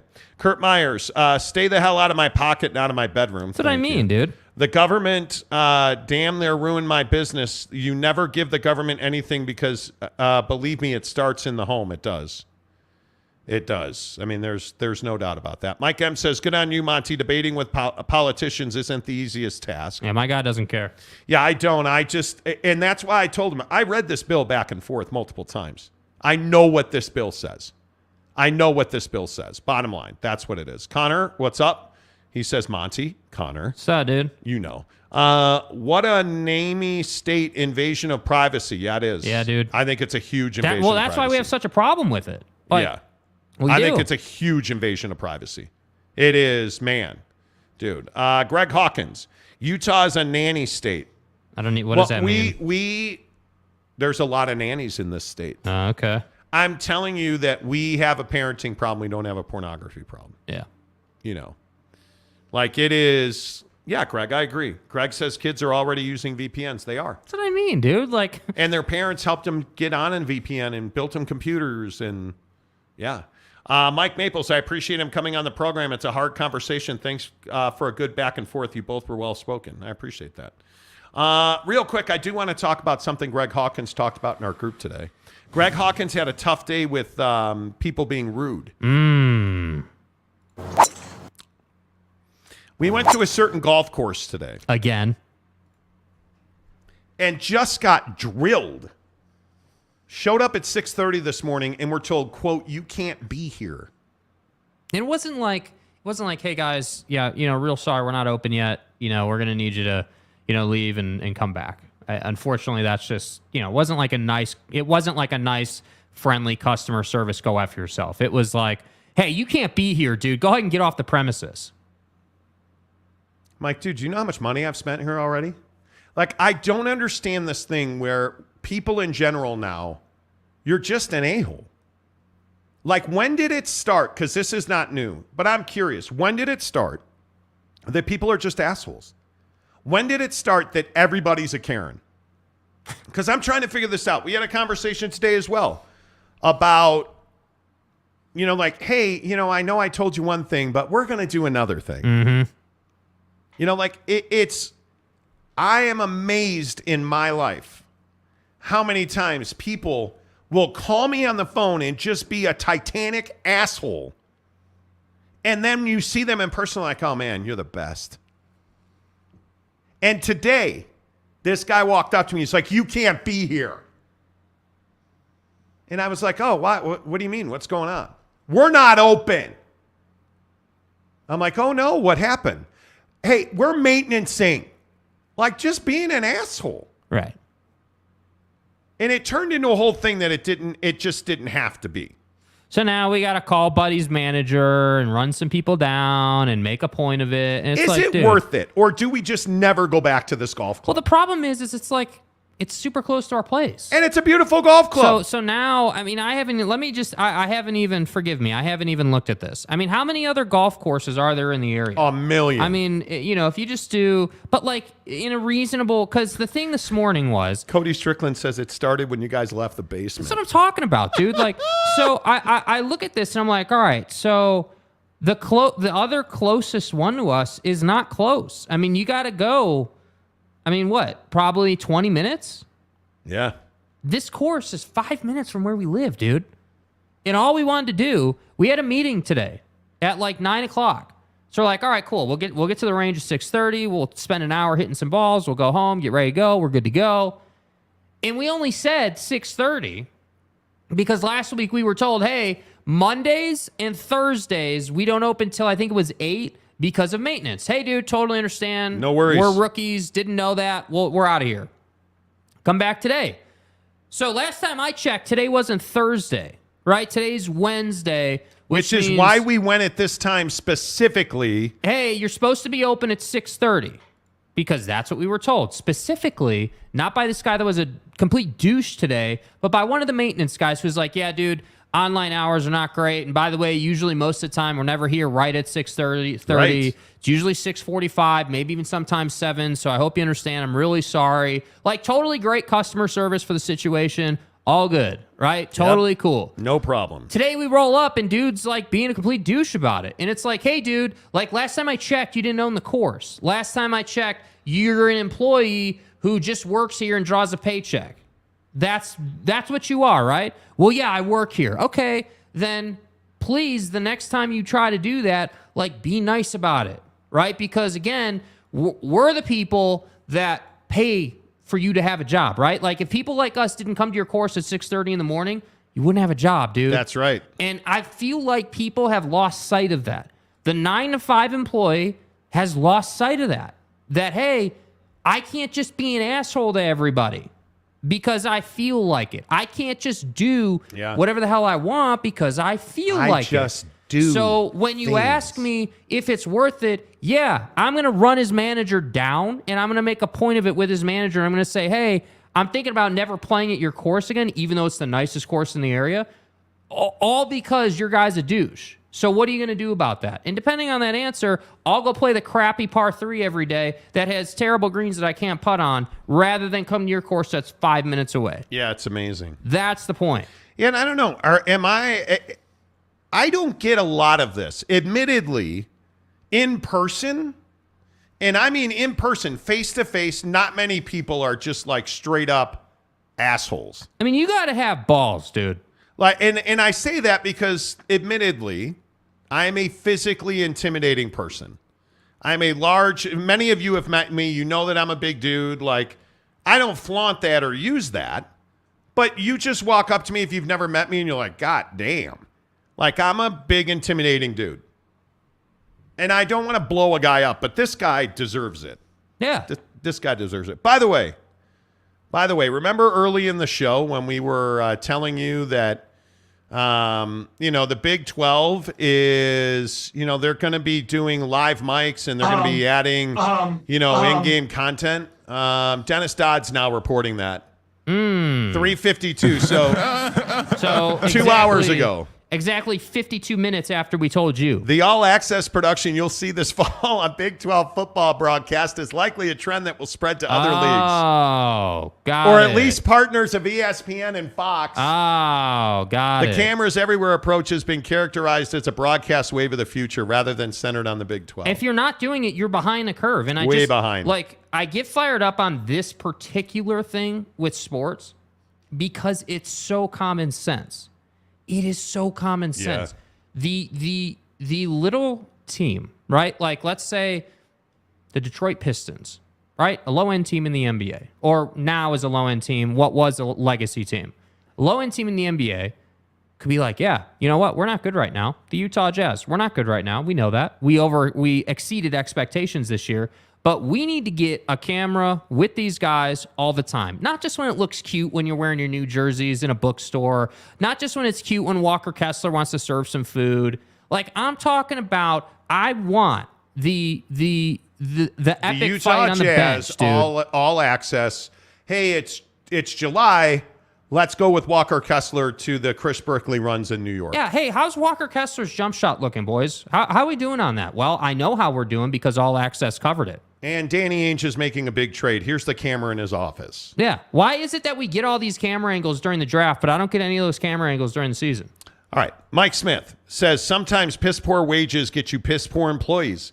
Don't know if that's the case with the golf course worker, but would not be shocked. Hey, that's a great point, Mike. Wrong, I don't dude. even disagree with that, bro. That's a San great Diego point. State, Glenn, good to see you. Low unemployment rate and still tough to hire good people. That's the problem. Truth. Yeah. CKS doesn't matter, though. LDS adult grown up to decide for themselves to view or not. Okay. Mike Maples, is it just me, but we all locked down for the pandemic and became antisocial? Some are having a hard time becoming good people again. That, I think, is a really good point. And I love the excuse, specifically with what happened today. I love when people are like, dude, it's really early. Like, cut me a break.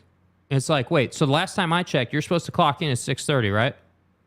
Right? Like, that's when you guys open. You're supposed to clock in. And by the way, it's not like you got to run a marathon to open the damn And course. maybe if the website had correct hours on it, we wouldn't have been there. Oh, but you didn't want to update the hours on the website. So what did you do? You changed your hours at the course to save some money. Okay. Even though, and this is where I really have a problem personally, even though that course in particular is almost impossible to get on, the course itself. You can do the driving range all day, but to get an 18-hole round, you got to book out like a month in advance. Gary says, come play Mountain View with me. That might just happen. Dude. Let's link up, dude. Everybody says Mountain View's amazing. Isn't that a Salt Lake County course, I think? Brady Cook, you have to call his manager and report him. The customer is always right, and if they do nothing, then they will lose your business. You're not wrong about that. You're not wrong about that. Derek, thanks for coming. Have a good night to you too, sir.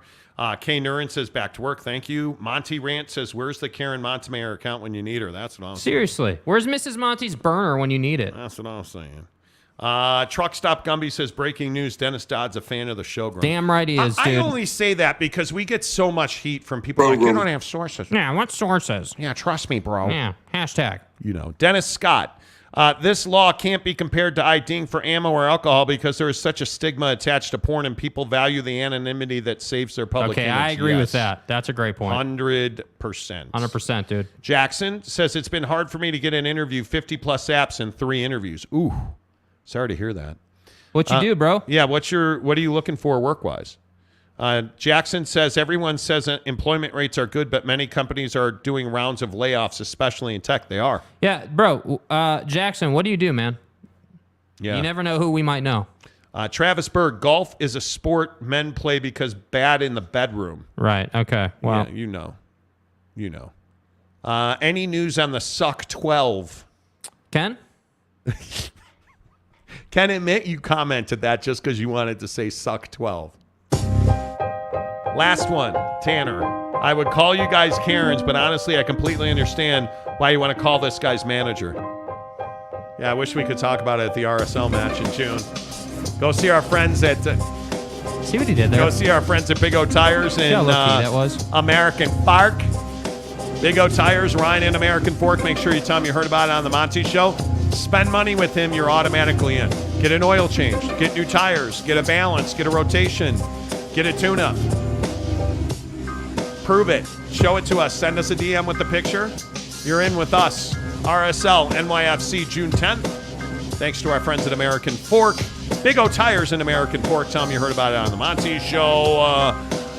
Until tomorrow. No. Not tomorrow, sir. Until Friday. Yes. We're off tomorrow. Congratulations, all the graduates at Slick. Until Friday, say goodbye, Jake. Goodbye, Jake.